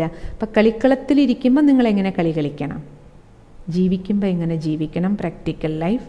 പക്ഷേ അതിനോടൊപ്പം ഭഗവാൻ പറയുകയും ചെയ്യും, നിങ്ങളുടെ അൾട്ടിമേറ്റ് ജീവിതത്തിൻ്റെ ലക്ഷ്യം എന്തായിരിക്കണം. കാരണം ഇവിടുന്ന് പോകുമ്പോൾ എങ്ങനെ പോകണം, കറയില്ലാത്ത വജ്രമായി പോകണം. അതിനുവേണ്ടി എന്തൊക്കെ തയ്യാറെടുപ്പ് ചെയ്യണം. 2 കാര്യങ്ങളും പറഞ്ഞു വന്നുകൊണ്ടിരിക്കും, പരമാർത്ഥവും വ്യവഹാരം. ഡീറ്റെയിൽഡായിട്ട് നമുക്ക് മുന്നോട്ട് പോകുമ്പോൾ മനസ്സിലാക്കാം. ഇനി രണ്ടാമത്തെ നമ്മുടെ വിഷയമാണ് യോഗം. എന്തിനാ ജ്ഞാനം കേൾക്കണേ? ഡെയിലി മുരളി എന്തിനാ കേൾക്കുന്നത്? നിത്യസത്സംഗത്തിൻ്റെ ആവശ്യകത എന്താണ്? ഭഗവാൻ എന്തിനാ പഠിപ്പിക്കണേ ഡെയിലി എന്ന് ചോദിച്ചാൽ ആ ചോദ്യത്തിന് ഒറ്റ ഉത്തരേ ഉള്ളൂ, യോഗത്തിന്.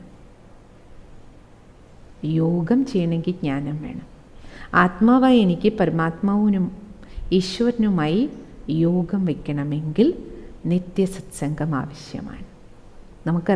അറിയാമല്ലോ, ഭക്തിയിൽ പോലും നോക്കൂ, കുളിക്കാതെ നമുക്ക് ദർശനത്തിന് പോകാൻ പറ്റില്ല ഭഗവാനെ, അല്ലേ? അമ്പലത്തിൽ പോവുക എന്ന് പറഞ്ഞാൽ തന്നെ ആദ്യം നമ്മൾ എന്താ ചെയ്യുക? കുളി. ജ്ഞാനസ്നാനം അതേപോലെ. ജ്ഞാനസ്നാനം ചെയ്യാതെ നമുക്ക് ഭഗവത് ദർശനം കിട്ടില്ല. യഥാർത്ഥത്തിൽ ഈ ജ്ഞാനസ്നാനമാണ് അവിടെ കുളി. ഏതമ്പലത്തിലും ഒരു കുളം ഉണ്ടാവുമല്ലോ, കുളത്തിൽ പോയി കുളിച്ച് കൈകാല് കഴുകാതെ നമ്മൾ ദർശനം ചെയ്യില്ലല്ലോ. ഇപ്പോഴല്ലേ നമുക്ക് മനസ്സിലാക്കണേ, ജ്ഞാനസ്നാനം ഏറ്റവും പ്രധാനമാണ്. ജ്ഞാനത്തിലൂടെ യോഗം കിട്ടുകയുള്ളൂ. കാരണം എന്താ?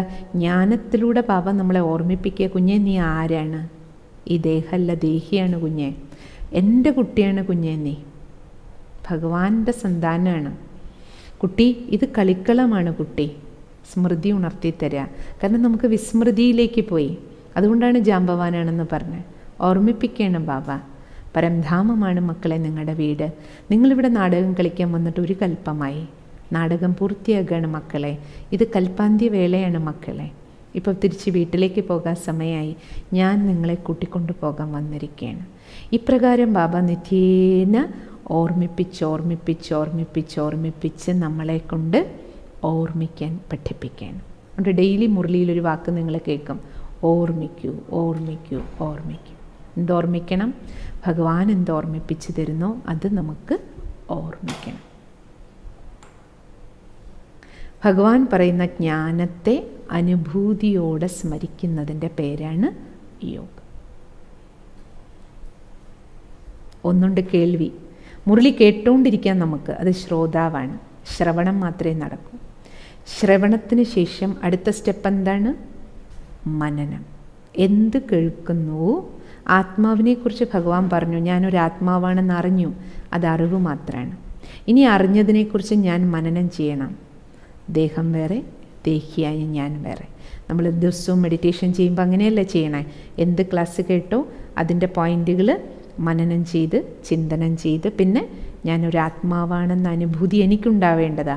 ബാബയ്ക്ക് ജ്ഞാനം തരാനേ പറ്റൂ. അത് മനനമാക്കി ചിന്തനമാക്കി അനുഭൂതിയാക്കേണ്ടതാരാണ്? അവരവരാണ്. അതുകൊണ്ട് ജ്ഞാനത്തിൻ്റെ ആവശ്യകത യോഗത്തിനാണ്. ഇനി യോഗത്തിലൂടെ നമുക്ക് പല പ്രാക്ടീസുകളും മെഡിറ്റേഷന് വേണ്ടി ഭഗവാൻ നമ്മളോട് പറയാനുണ്ട്. ഒന്ന്, ഞാൻ വേറെ, ഈ ദേഹം വേറെ, വേറിടാനുള്ള അനുഭവം, വേറിട്ടിരിക്കുന്ന അനുഭൂതി. മറ്റൊന്ന് ബാബ പറയും, അശരീരിയാക്കാനുള്ള പ്രാക്ടീസ് ചെയ്യും. ശരീരത്തിലിരിക്കെ തന്നെ ഞാൻ വേറെ, ദേഹം വേറെ.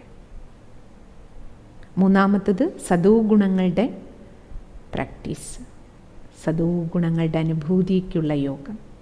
അടുത്ത 4 നമുക്ക് ചെയ്യാൻ ഭഗവാൻ പറയും, ഫരിസ്ത, ഈ ശരീരത്തിൻ്റെ ഭാരമില്ലാത്ത, ഭാരരഹിതമായ മനസ്സും ഭാരരഹിതമായ ശരീരം. ഉത്തരവാദിത്വങ്ങളുടെ ഭാരമില്ലാതെ കർമ്മം ചെയ്യാം, മാലാഖാസ്ഥിതി എന്ന് പറയും. പിന്നെ ഭഗവാൻ പറയും, ബിന്ദു രൂപ അഭ്യസിക്കും. നിങ്ങളൊരു ബിന്ദുവാണ്, ഞാനും ഒരു ബിന്ദുവാണ്. എല്ലാത്തിനും, നാടകത്തിലെ എല്ലാ കാര്യങ്ങൾക്കും ഒരു ബിന്ദു ഇട്ടിട്ട് നിങ്ങൾ ബിന്ദു ഓടി വന്ന് എൻ്റെ അടുത്തിരുന്നോളൂ. ബിന്ദു രൂപത്തിൽ, ബീജരൂപത്തിൽ. ഇപ്രകാരം പറയാറുണ്ട് ഭഗവാൻ. ഇടയ്ക്ക് പറയും ഭഗവാൻ, മക്കളെ സ്വദർശന ചക്രം കറക്കും. നിങ്ങളെ കാണും. എവിടുന്ന്? യാത്ര.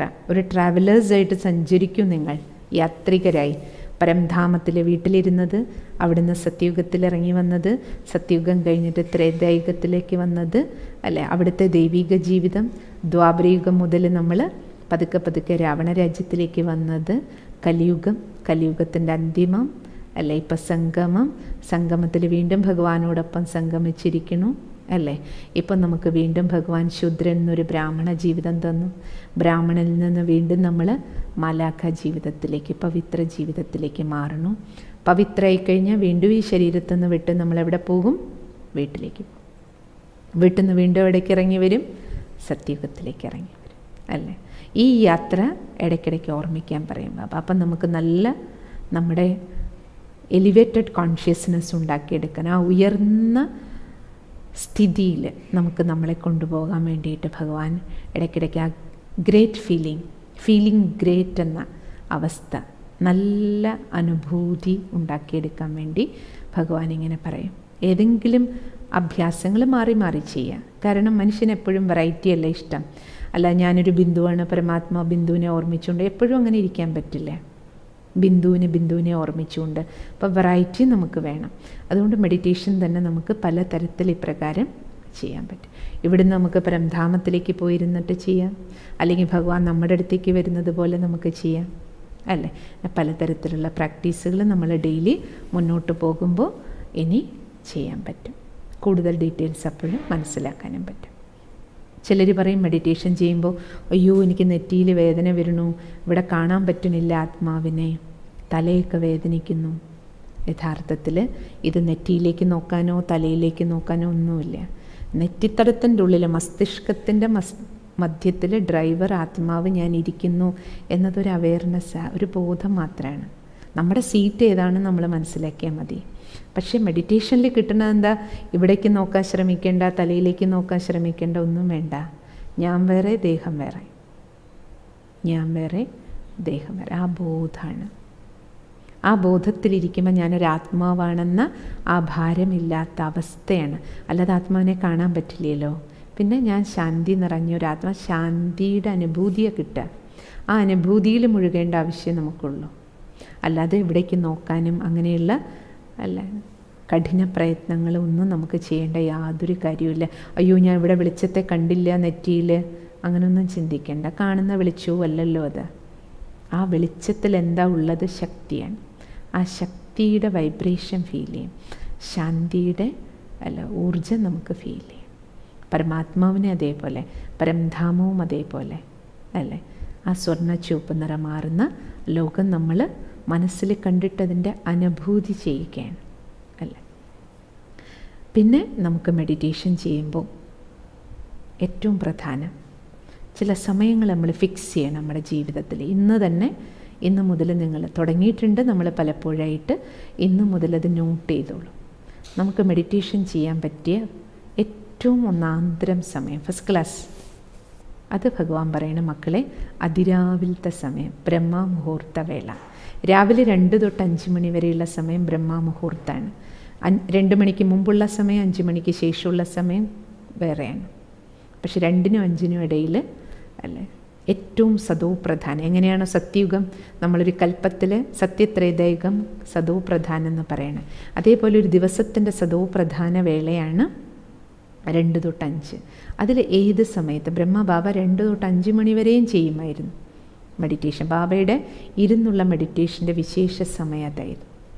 പക്ഷേ നിങ്ങളെല്ലാവരും ഇനി 2 മണിക്ക് എഴുന്നേൽക്കണമെന്ന് പറയുകയല്ല. നമുക്ക് മിനിമം ഒരു 4 മണിക്ക് എഴുന്നേറ്റ് നമ്മൾ സംഘടിത രൂപത്തിൽ ബ്രഹ്മകുമാരി ഈശ്വരീയ വിശ്വവിദ്യാലയത്തിൽ ലക്ഷക്കണക്കിന് സഹോദരി സഹോദരന്മാർ രാവിലെ ഉണർന്ന് എഴുന്നേറ്റിരുന്ന് ധ്യാനം ചെയ്യുന്ന ഒരു സമയം രാവിലെ 4 തൊട്ട് 4:45 വരെയുള്ള സമയം ഗ്രൂപ്പായിട്ട് ചെയ്യണം. അതിന് മുമ്പ് നിങ്ങൾക്ക് 3:30 എഴുന്നേക്കാം, 2 മണിക്ക് എഴുന്നേക്കാം, അത് അവരവരുടെ വ്യക്തിപരമായ കാര്യം. പക്ഷേ രാവിലെ നേരത്തെ എഴുന്നേൽക്കണമെങ്കിൽ നമ്മൾ രാത്രി നേരത്തെ ഉറങ്ങുന്ന ശീലം വേണം. ഭഗവാൻ പറയുന്നത് രാത്രി 10 മണിക്കുള്ളിൽ ഉറങ്ങും, എന്നാൽ നിങ്ങൾക്ക് 4 മണിക്ക് സുഖമായിട്ട് എഴുന്നേക്കാം. കാരണം ശരീരത്തിന് ആവശ്യത്തിന് റെസ്റ്റും വേണമല്ലോ. അതിനെ അമൃതവേള എന്നുള്ള വാക്കാണ് പറയാം. ബാബയുടെ മുരളിയിലെപ്പോഴും ബ്രഹ്മമുഹൂർത്തത്തിന് പകരം അമൃതവേള, അമൃതിന് തുല്യമായ സമയം. നിങ്ങൾ പലരും മെഡിറ്റേഷൻ ചെയ്ത് തുടങ്ങിയിട്ടുണ്ടാവും. രാവിലെ മെഡിറ്റേഷന് തുടക്കത്തിൽ നമുക്ക് സഹായത്തിന് വേണ്ടിയും നമുക്ക് എല്ലാവർക്കും ഒരേ സങ്കല്പത്തിലിരുന്ന് ചെയ്യുന്നതിന് വേണ്ടിയും മെഡിറ്റേഷൻ കമൻട്രികൾ നമ്മുടെ യൂട്യൂബ് ചാനലിൽ ഉണ്ടാകും. മുരളിയും അതേപോലെ മെഡിറ്റേഷനും ഇതെല്ലാം നമുക്ക് കിട്ടുന്നത് ശിവജ്യോതി ഭവൻ എന്നുള്ള നമ്മുടെ യൂട്യൂബ് ചാനലിലാണ്. അത് നിങ്ങൾ സബ്സ്ക്രൈബ് ചെയ്യാൻ വെച്ചാൽ ഓട്ടോമാറ്റിക്കലി നിങ്ങൾക്ക് കിട്ടും. ഇപ്പോൾ ഇതിൻ്റെ കൂടൊപ്പം ലിങ്ക് പേസ്റ്റ് ചെയ്യുന്നുണ്ട്, അത് നിങ്ങൾ സേവ് ചെയ്ത് വെച്ചാൽ മതി. നിങ്ങളുടെ ഫോണിൽ തന്നെ നോട്ടിഫിക്കേഷൻ വരും.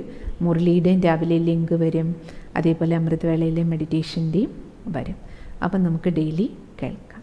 പിന്നെ ഭഗവാൻ പറയുന്നത് രാവിലെ 7 തൊട്ട് 8 മണി വരെ പ്രഭാത മുരളി.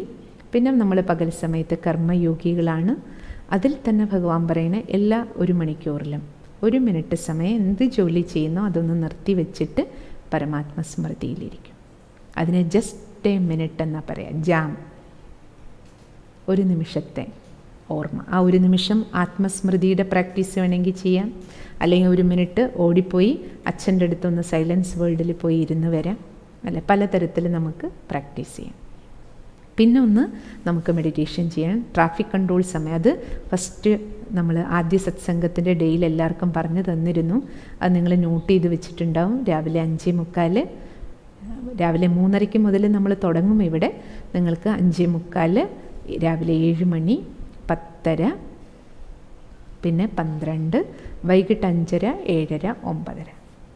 ഈ സമയങ്ങളിലൊരു 3 മിനിറ്റ് സമയം നമ്മൾ എല്ലാ ജോലികളും നിർത്തി വെച്ചിട്ട് മനസ്സിൻ്റെ ട്രാഫിക്കിനെ ഒന്ന് കൺട്രോൾ ചെയ്യാനും ആത്മാനുഭൂതിയും പരമാത്മാനുഭൂതിക്കും വേണ്ടി എവിടെയാണോ അവിടെ നിന്നുകൊണ്ട് എന്ത് ജോലി ചെയ്യുന്നോ അതൊന്ന് നിർത്തി വെച്ചിട്ട് അത് ഒരു ഗ്രൂപ്പായിട്ട് ചെയ്യുന്ന, ഇതൊക്കെ നമ്മൾ കൂട്ടായ്മയോട് ചെയ്യുന്നതാണ് കേട്ടോ. അതിനാണ് ഈ സമയം ഫിക്സ് ചെയ്ത് തന്നിരിക്കണം. ആ സമയത്ത് ലോകത്തിൽ എവിടെയാണെങ്കിലും എല്ലാവരും ചെയ്യാറുണ്ട്. അപ്പോൾ ഒരു സംഘടിത രൂപത്തിലുള്ള മെഡിറ്റേഷൻ്റെ എഫക്റ്റ് നമുക്കും ട്രാൻസ്ഫോർമേഷന് സഹായിക്കും, പരിവർത്തനത്തിന്, വിശ്വമംഗളത്തിനത് ഉപകാരപ്പെടും.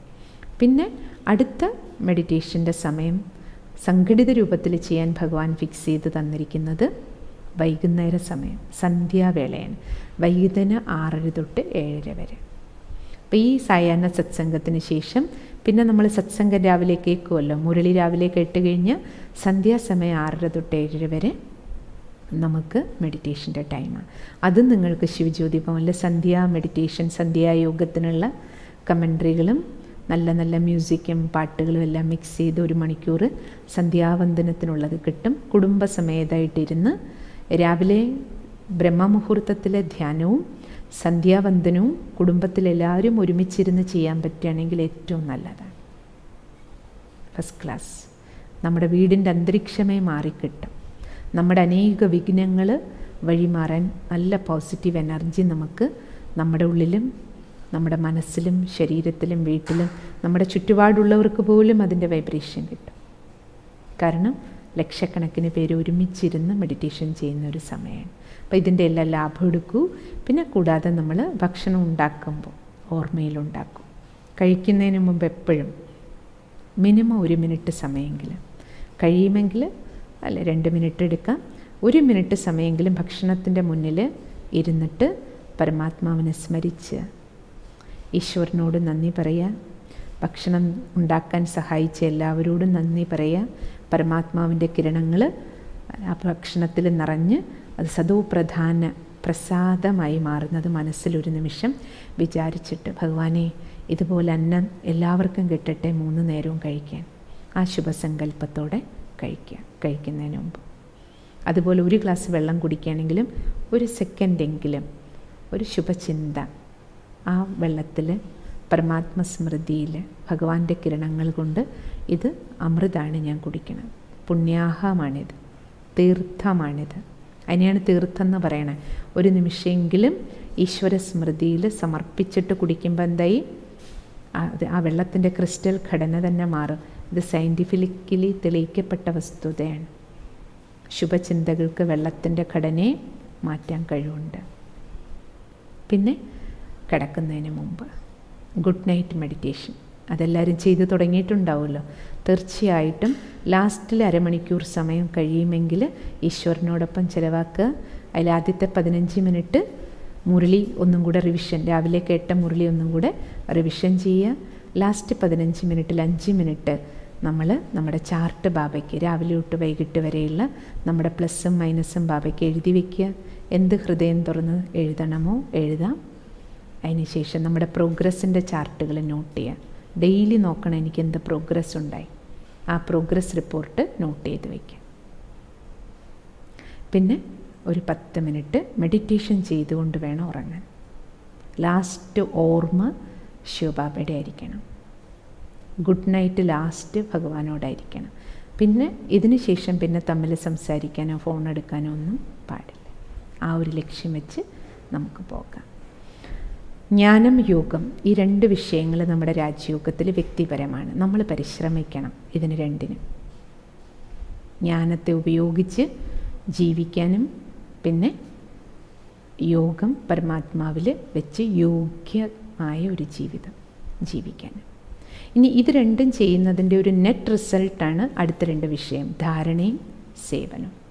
ധാരണയെന്ന് പറഞ്ഞാൽ നമ്മൾ ജ്ഞാനം കേൾക്കുന്നതിലൂടെ എന്ത് പരിവർത്തനം എൻ്റെ ജീവിതത്തിലുണ്ടായി. ഇപ്പോൾ ഈ കഴിഞ്ഞ 27 ദിവസമായിട്ട് നമ്മൾ കേൾക്കുകയാണ്. അതിലൂടെ നമ്മുടെ ജീവിതത്തിൽ എന്ത് സ്വഭാവത്തിൽ, ശീലത്തിൽ, കാഴ്ചപ്പാടിൽ, അല്ലെ തീരുമാനങ്ങളിൽ, ധാരണകളിൽ, പെരുമാറ്റത്തിൽ, അല്ലേ ആഹാരപാനീയങ്ങളിൽ, വ്യവഹാരത്തിലെല്ലാം എന്തൊക്കെ മാറ്റമുണ്ടായി, പോസിറ്റീവ് ചേഞ്ച്. അതിനെയാണ് ധാരണ എന്ന് പറയുന്നത്. ധാരണ പറഞ്ഞാൽ ധരിച്ചിരിക്കുക. നമ്മൾ പറയില്ലേ ഡ്രസ്സ് ധരിച്ചിരിക്കുന്നു എന്നല്ലേ പറയാം. അപ്പോൾ ധാരണ പറഞ്ഞാൽ എന്താ, ധരിച്ചത് മറ്റുള്ളവർക്ക് കാണാം. നമ്മുടെ ഡ്രസ്സ് മറ്റുള്ളവർക്ക് കാണാം, അല്ലെ ആഭരണം ഇട്ടാൽ ആഭരണം ധരിക്കുക, അപ്പോൾ അത് മറ്റുള്ളവർക്ക് കാണാം. അല്ല ധാരണ എന്ന് പറഞ്ഞാൽ നമ്മൾ ഈ ജ്ഞാനം കേൾക്കുന്നു, ഡെയിലി മുരളി കേൾക്കണു, മെഡിറ്റേഷൻ ചെയ്യുന്നു, ശരി എന്താ റിസൾട്ട്? നിങ്ങൾ ഡെയിലി സത്സംഗം കേൾക്കണം, എന്താ കാര്യം എന്ന് നമ്മുടെ വീട്ടുകാർ നമ്മളോട് ചോദിക്കാൻ പറയേണ്ടി വരരുത്. അവർക്ക് തിരിച്ച് പറയാൻ പറ്റണം, ഇവർ നിത്യസത്സംഗം കേൾക്കുന്നതുകൊണ്ട് ധ്യാനം പരിശീലിക്കുന്നതുകൊണ്ട് വലിയ മാറ്റമുണ്ട്. ആ മാറ്റം ആയിട്ട് അവരെന്ത് കാണുന്നു, അതിൻ്റെ പേരാണ് ധാരണ. അതിലൂടെ നമുക്ക് ഗുണങ്ങൾ, ശക്തികൾ, അല്ലേ, വിവേകം, പിന്നെ നമ്മുടെ ജീവിതത്തിൽ വരുന്ന പല സാഹചര്യങ്ങളെയും വിഘ്നങ്ങളെയും നമ്മൾ തരണം ചെയ്യുന്ന രീതികൾ, മറികടക്കുന്ന രീതികളിൽ എല്ലാറ്റിലും നമുക്ക് ജ്ഞാനത്തെ ഉപയോഗപ്പെടുത്താം. ഒപ്പം ശക്തികൾ ഉപയോഗപ്പെടും, നമുക്ക് മെഡിറ്റേഷനിലൂടെ കിട്ടണം. അതിൽ ബ്രഹ്മ ബാബ നല്ല പ്രാക്ടീസുകൾ ചെയ്തിരുന്നു. ബാബ സ്വയം എഴുതി പഠിച്ച് ബോധവാനായി. ഞാനൊരാത്മാവാണ് അഭ്യസിക്കുമായിരുന്നു ബാബ. എന്നിട്ട് സ്വന്തം ഭാര്യയുടെ പേരിൽ ബാബ എഴുതി പഠിക്കുമായിരുന്നു, യശോദയൊരാത്മാവാണ്. കാരണം ബാബയ്ക്ക് ആരോടായിരുന്നു അറ്റാച്ച്മെൻറ്റ് ജാസ്തി, മരുമകൾ വളരെയധികം അറ്റാച്ച്മെൻ്റ് ആയിരുന്നു മരുമകളോട്. അപ്പം ബാബ എഴുതി പഠിച്ചിരുന്നു, രാധിക ഒരാത്മാവാണ്. എന്നിട്ട് ബാബയുടെ ദൃഷ്ടികോൺ മാറി, എല്ലാവരെയും ആത്മസഹോദരങ്ങളായിട്ട് കണ്ടു. 400 പേരെയും ഒരു വീട്ടിൽ ഒരേ കണ്ണിൽ ബാബയ്ക്ക് കാണാൻ കഴിഞ്ഞു, തൻ്റെ കുടുംബാംഗമായിട്ട്. മുഴുവൻ വിശ്വത്തെ പ്രതി ബാബയുടെ കണ്ണ് എൻ്റെ കുടുംബം എന്നുള്ളതായിട്ട് മാറി. അങ്ങനെ ബാബയുടെ വീട് വിശ്വകുടുംബമായിട്ട് മാറി. പിന്നെ ബാബ സ്വയം ഡെയിലി കച്ചേരി എന്നാണ് പറയാൻ, കച്ചേരി കൂടുമായിരുന്നു. കച്ചേരി മുക്കെന്നൊക്കെ നമ്മൾ പറയില്ലേ, കോടതി പടി, കോടതി വിളിച്ചു കൂട്ടുക എന്ന് പറഞ്ഞാൽ ബാബ സ്വയം യജമാന സ്ഥിതിയിൽ ആത്മാവിനെ ജഡ്ജാക്കി വെച്ചുകൊണ്ട് സർവകർമ്മേന്ദ്രിയങ്ങളെ വിളിച്ചു കൂട്ടും. സൂക്ഷ്മേന്ദ്രിയവും ജ്ഞാനേന്ദ്രിയവും കർമ്മേന്ദ്രിയത്തെ എല്ലാം, മനസ്സ്, ബുദ്ധി, സംസ്കാരം, ബാക്കി കൈയും കാലും കണ്ണ് എല്ലാവരെയും വിളിച്ചിട്ട് ഡെയിലി ബാബ ചോദ്യം ചോദിക്കുകയായിരുന്നു. കണ്ണേ, നീ എന്നെ ചതിച്ചിട്ടില്ലല്ലോ, കാണാൻ പാടില്ലാത്തൊന്നും കണ്ടില്ലല്ലോ, കേൾക്കാൻ പാടില്ലാത്തൊന്നും കേട്ടിട്ടില്ലല്ലോ. ബാബയ്ക്ക് ഈ ഒരു സംസ്കാരം ശരിക്കും 1930 മുതലേ ആരംഭിച്ചിരുന്നു. ബാബയുടെ അന്ന് മുതലുള്ള ഡയറികൾ പരിശോധിക്കുമ്പോൾ ഇപ്രകാരം ഒരു കോടതി വിളിച്ചുകൂട്ടി, ദർബാർ കൂടിയിട്ട് ഈ ചെക്കിങ്ങും ചേഞ്ചും ഈ ഒരു സംസ്കാരം അപ്പം മുതലേ ഉണ്ടായിരുന്നു. പിന്നീട് ബാബ മക്കളുടെ ഉള്ളിൽ ഈ സംസ്കാരങ്ങൾ ഉണ്ടാക്കിയെടുത്തു.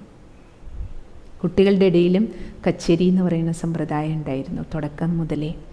അപ്പോൾ എല്ലാവരും ഇരിക്കും ഒരുമിച്ച്, രാത്രി ഭക്ഷണം എല്ലാം കഴിഞ്ഞിട്ട്, എന്നിട്ട് എല്ലാവരും ഈ 400 പേരും ഒരുമിച്ചിരുന്നിട്ട് എല്ലാവരും ഇരിക്കും. അവരവർ എന്തെങ്കിലും തെറ്റ് ചെയ്തിട്ടുണ്ടെങ്കിൽ സ്വയം പറയണം. എന്തിനാന്ന് വെച്ചാൽ ആരുടെയും മുന്നിൽ ചെറുതാക്കാനല്ല, തിരുത്താൻ. പിന്നെ സത്യസന്ധതയുടെ ഒരു സംസ്കാരം, ഇത്രയും പേരുടെ മുന്നിൽ തൻ്റെ തെറ്റ് തുറന്ന് സമ്മതിക്കാനുള്ളൊരു മനസ്സ്, അതിലൂടെ ദുരഭിമാനം കളയാൻ. പിന്നെ ഇനി സ്വയം ആരെങ്കിലും പറഞ്ഞില്ലെങ്കിൽ, ആരെങ്കിലും ആരുടെയെങ്കിലും കുറവുകൾ, തെറ്റുകൾ കണ്ടിട്ടുണ്ടെങ്കിൽ അതും അവർക്ക് പറയാൻ ബാബ അവസരം കൊടുത്തിരുന്നു. അതും എങ്ങനെ പറയണം? അവരെ കുറ്റപ്പെടുത്താൻ വേണ്ടിയിട്ടല്ല, പിന്നെയോ അവരുടെ തെറ്റിനെ തിരുത്താൻ എന്ന മംഗളഭാവനയോടുകൂടി, അവർ പരിവർത്തനപ്പെടട്ടെ എന്ന ശുഭഭാവനയോടുകൂടി എല്ലാവരുടെയും മുന്നിൽ അവർ പറഞ്ഞില്ലെങ്കിൽ കണ്ടവർക്ക് പറയാം. ഈ രീതിയിലും ബാബ കച്ചേരി സമ്പ്രദായം വെച്ചിരുന്നു. അതിനുശേഷം ബാബ എന്ത് കുറവുകളുണ്ടോ അതിൽ നിന്ന് മുക്തിക്കുള്ള യുക്തികൾ പറഞ്ഞു കൊടുക്കുമായിരുന്നു. പരമാത്മ നൽകുന്ന ജ്ഞാനത്തിൻ്റെ യോഗത്തിലൂടെ ജീവിതത്തിലുണ്ടായ ധാരണകൾ, ധരിച്ച ആഭരണങ്ങൾ കാണിച്ചു തന്നവർ ധാരാളം പേരുണ്ട്. അവരെ നമ്മൾ നമ്മുടെ മുതിർന്ന സഹോദരിമാരെ ദാദിജിമാർ എന്ന് പറയും, മുതിർന്ന സഹോദരന്മാരെ ദാദാമാർ എന്ന് പറയും. ദാദി പറഞ്ഞ എൽഡർ സിസ്റ്റർ എന്നാണ് അർത്ഥം, മുതിർന്ന സഹോദരിമാർ. അപ്പോൾ നമ്മൾ ഈ ചിത്രത്തിൽ നിങ്ങൾ കാണുന്നുണ്ടല്ലോ, ഈ ചിത്രത്തിൽ കാണുന്നത് ബ്രഹ്മബാബ അവ്യക്തമായതിനു ശേഷം ഈ യജ്ഞത്തിൻ്റെ റെസ്പോൺസിബിലിറ്റി ഫസ്റ്റ് ലഭിച്ചത് പ്രകാശ്മണി ദാദിജി, അതേപോലെ തൊട്ട് കാണുന്നത് ജാനകി ദാദി.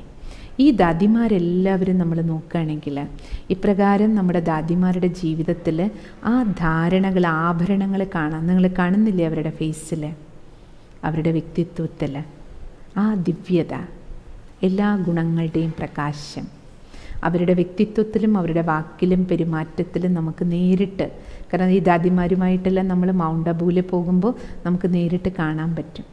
ഇതിൽ കാണുന്നത് ജാനകി ദാദി, അടുത്തത് ഗുൽസാർ ദാദിജി. ഇപ്രകാരം നമുക്ക് ഈ അനേക മഹാരഥികളായിട്ടുള്ള ദാദിമാരുണ്ട്. അവരുടെ എല്ലാം ജീവിതം കൊണ്ട് അവർ എന്താണ് ധരിക്കേണ്ടത്. അവർ വസ്ത്രങ്ങൾ വില കൂടിയതിട്ടിട്ടില്ല, അവരാരും നിറയെ ആഭരണങ്ങൾ ഇട്ടിട്ടില്ല. അവരുടെ ധാരണ എന്താണ്? ദിവ്യഗുണങ്ങളാണ്, അഷ്ടശക്തികളാണ്, ജ്ഞാനരത്നങ്ങൾ കൊണ്ട് അലങ്കരിച്ച രൂപങ്ങളാണ് നമ്മൾ കാണുന്നത്. ഇതിൽ ദാദി ജാനകി, നിങ്ങൾ ഈ ചിത്രത്തിൽ കാണുന്നത് ദാദി 104 വയസ്സ് വരെ ഉണ്ടായിരുന്നു. ഈ ലോക്ക്ഡൗണിൻ്റെ ടൈമിലാണ് ദാദി അവ്യക്തമായത്. ഏറ്റവും സ്ട്രോങ് ആയ മനസ്സിനുടമ ലോകത്തിലെ എന്ന സർട്ടിഫിക്കറ്റ് വരെ ലോകം നൽകിയ വിശേഷപ്പെട്ട ആത്മാവാണ്. ഇപ്രകാരം നമ്മുടെ ദാദിമാർ അവരുടെ ജീവിതം കൊണ്ട് നമുക്ക് ധാരണ എന്താണെന്ന് കാണിച്ചു തന്നു. അതുകൊണ്ട് അവർ ക്ലാസ് എടുക്കുന്നത് തന്നെ, അവരുടെ ക്ലാസ്സിൻ്റെ പേരാണ് ധാരണ ക്ലാസ് എന്നാണ് പറയുക. അവർ ജ്ഞാനമൊന്നും നമ്മളോട് പറയില്ല. അവർ ഭഗവാന്റെ അടുത്ത് നിന്ന് കേട്ട ശിവബാബയുടെ മുരളിയിലൂടെ അവരെങ്ങനെ ജീവിച്ചു, ആ ജീവിച്ചതിലൂടെ അവർക്ക് എന്ത് അനുഭവം ഉണ്ടായി, അത് ഷെയർ ചെയ്യുന്നതിനെയാണ് ധാരണ ക്ലാസ് എന്ന് പറയുന്നത്.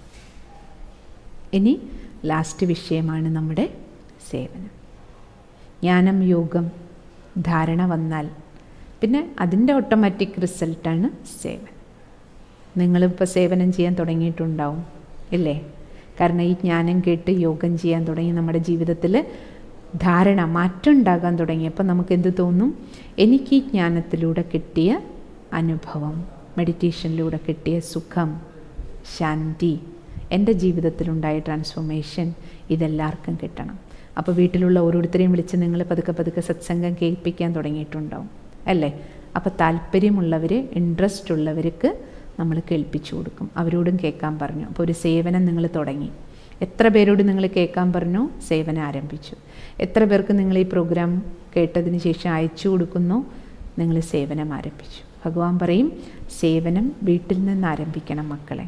അതിൻ്റെ അർത്ഥം ആരെയും നിർബന്ധിക്കുക എന്നുള്ളതല്ല. അവരോട് താല്പര്യമുള്ളവർക്ക് നമ്മൾ പറഞ്ഞു കൊടുക്കുക. എന്ത് പറഞ്ഞു കൊടുക്കണം? ആദ്യം അവർക്ക് ആത്മാവിൻ്റെ, പരമാത്മാവിൻ്റെ ഒക്കെ കാര്യം പറഞ്ഞു കൊടുക്കണം എന്നില്ല. ആദ്യം അവർക്ക് അവരുടേതായ പ്രശ്നങ്ങൾ നമ്മളോട് പറയുമ്പോൾ, അവരുടെ വിഷമങ്ങളും ദുഃഖങ്ങളും ഒക്കെ പറയുമ്പോൾ, ഭഗവാൻ പറഞ്ഞു തന്ന ജ്ഞാനത്തിൽ നിന്ന് അവർക്ക് മനസ്സിലാക്കാൻ പറ്റുന്ന കാര്യങ്ങൾ മാത്രം അവരോട് ഷെയർ ചെയ്യും. അപ്പം നിങ്ങൾക്കിതൊക്കെ എങ്ങനെ കിട്ടിയെന്ന് ചോദിച്ചാൽ അവർക്ക് നമ്മുടെ ഈ കോഴ്സുകൾ, ഈ അടിസ്ഥാന കോഴ്സുകൾ നമ്മൾ എപ്പോഴും എല്ലാ മാസവും പുതിയ പുതിയ കോഴ്സ് 1-ാം തീയതി തുടങ്ങും. സൂം പ്ലാറ്റ്ഫോമിൽ കോഴ്സ് എല്ലാ മാസവും നടക്കും. അപ്പോൾ അതേപോലെ വാട്സപ്പിലും കോഴ്സുണ്ട്. സൂമിലെല്ലാം 1-ാം തീയതിയും തുടങ്ങും, എല്ലാ 15-ാം തീയതിയും വാട്സപ്പിൽ വേണമെങ്കിലും കോഴ്സ് കിട്ടും. അപ്പോൾ ആർക്ക് എന്ത് സൂമിൽ വന്ന് തന്നെ കോഴ്സ് കേൾക്കാൻ പറ്റുന്നവർക്ക് സൂമിൽ കേൾക്കാം. അല്ലാത്തവർക്ക് വാട്സപ്പ് ഉണ്ടെങ്കിൽ നമ്മൾ വാട്സപ്പിലേക്ക് പോസ്റ്റ് ചെയ്ത് തരും. അപ്പോൾ ഡെയിലി നിങ്ങൾക്ക് അതിൽ കേൾക്കാം. അപ്പോൾ ഇതൊക്കെ നിങ്ങൾക്ക് ഈ കോഴ്സിലേക്കൊക്കെ നിങ്ങൾക്ക് ഓൺലൈൻ കോഴ്സിൽ താല്പര്യമുള്ള, ലോകത്തിൻ്റെ ഏത് കോണിലിരിക്കുന്നവർക്ക് ഈ ഡിജിറ്റൽ പ്ലാറ്റ്ഫോം ആയതുകൊണ്ട് ലോകത്തിൻ്റെ ഏത് കോണിലുള്ള മലയാളികൾക്ക് വേണമെങ്കിൽ മലയാളത്തിൽ കേൾക്കാം, ഇംഗ്ലീഷ് വേണ്ടവർക്ക് ഇംഗ്ലീഷിൽ കേൾക്കാം. എല്ലാ ഭാഷകളിലും ഈശ്വരീയ സേവനങ്ങൾ നടക്കുന്നുണ്ട്. അപ്പോൾ നമുക്ക് മറ്റുള്ളവരെ ഭഗവാന്റെ അടുത്തേക്ക് അടുപ്പിക്കാൻ, കാരണം നമുക്കവർക്ക് പറഞ്ഞു കൊടുക്കാനും സാന്ത്വനിപ്പിക്കാനും എത്ര ദിവസം കഴിയും? എത്ര സാന്ത്വനിപ്പിക്കാൻ പറ്റും? അൾട്ടിമേറ്റ് എല്ലാവരുടെയും മനസ്സിനെ ഹീൽ ചെയ്യാൻ, സുഖപ്പെടുത്താൻ, സുഖചികിത്സയ്ക്ക് അവർ ആരുടെ അടുത്ത് തന്നെ വന്ന് അഡ്മിറ്റ് ആകണം? ശിവബാബയുടെ അടുത്ത്. ഡോക്ടർ സദാശിവൻ തന്നെയാണ് അവരെ പരിശോധിക്കേണ്ടത്, അവർക്ക് മരുന്ന് കൊടുക്കേണ്ടത്. അപ്പോൾ ശിവബാബയുടെ അടുത്തേക്ക് ആത്മാക്കളെ സുഖചികിത്സയ്ക്കായി കൂട്ടിച്ചേർക്കുക, അതാണ് ഏറ്റവും വലിയ പുണ്യം. പ്രകാശ്മണി ദാദിജി എപ്പോഴും പറയുമായിരുന്നു, മക്കളെ നിങ്ങൾക്ക് ചെയ്യാൻ പറ്റിയ സേവനം നമ്പർ 1 സർവീസ്, പുണ്യമാണ് ഒരാത്മാവിനെ പരമാത്മാവിലേക്ക് കൂട്ടിച്ചേർക്കുക, ഭഗവാനിലേക്ക് അടുപ്പിക്കുക, ബാബയുടെ പരിചയം കൊടുക്കുക. എന്നിട്ട് അവർ ബുദ്ധിയോഗം ഈശ്വരിൽ വെച്ചിട്ട് മുരളി കേട്ടും യോഗം ചെയ്തും ധാരണകളിലൂടെ ജീവിച്ചും അവരുടെ ജീവിതം എന്നും സുഖശാന്തിമയമാകും. നമ്മൾ പറഞ്ഞു കൊടുക്കുകയാണെങ്കിൽ എത്ര ദിവസം പറഞ്ഞു കൊടുക്കാൻ പറ്റും? നമ്മൾ ആശ്വസിപ്പിച്ചാൽ എത്ര ദിവസം പറ്റും? ഇനി അതിൻ്റെ ഇടയിൽ നമ്മൾ മരിച്ചാലോ? അവർക്ക് പിന്നെയും ജീവിക്കണ്ടേ? അപ്പോൾ എല്ലാവരുടെയും ബുദ്ധിയെ അതിലേക്ക് അടുപ്പിക്കുക, പരമാത്മാവിലേക്ക്. അതിൻ്റെ പേരാണ് സേവനം. ആ സേവനം ആരംഭിക്കേണ്ടത് എവിടെ നിന്നാണ്?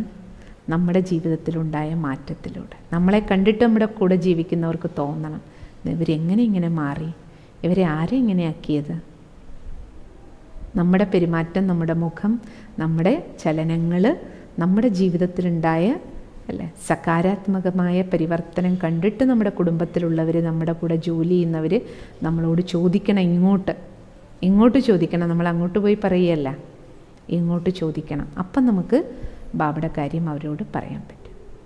അങ്ങനെ പതുക്കെ പതുക്കെ പരമാത്മാവിൻ്റെ പരിചയം നമുക്ക് നൽകാം. ഇപ്പോൾ കോഴ്സുകൾ, ഓൺലൈനിൽ ക്ലാസ്സുകളും കോഴ്സുകളും നമുക്ക് കിട്ടും.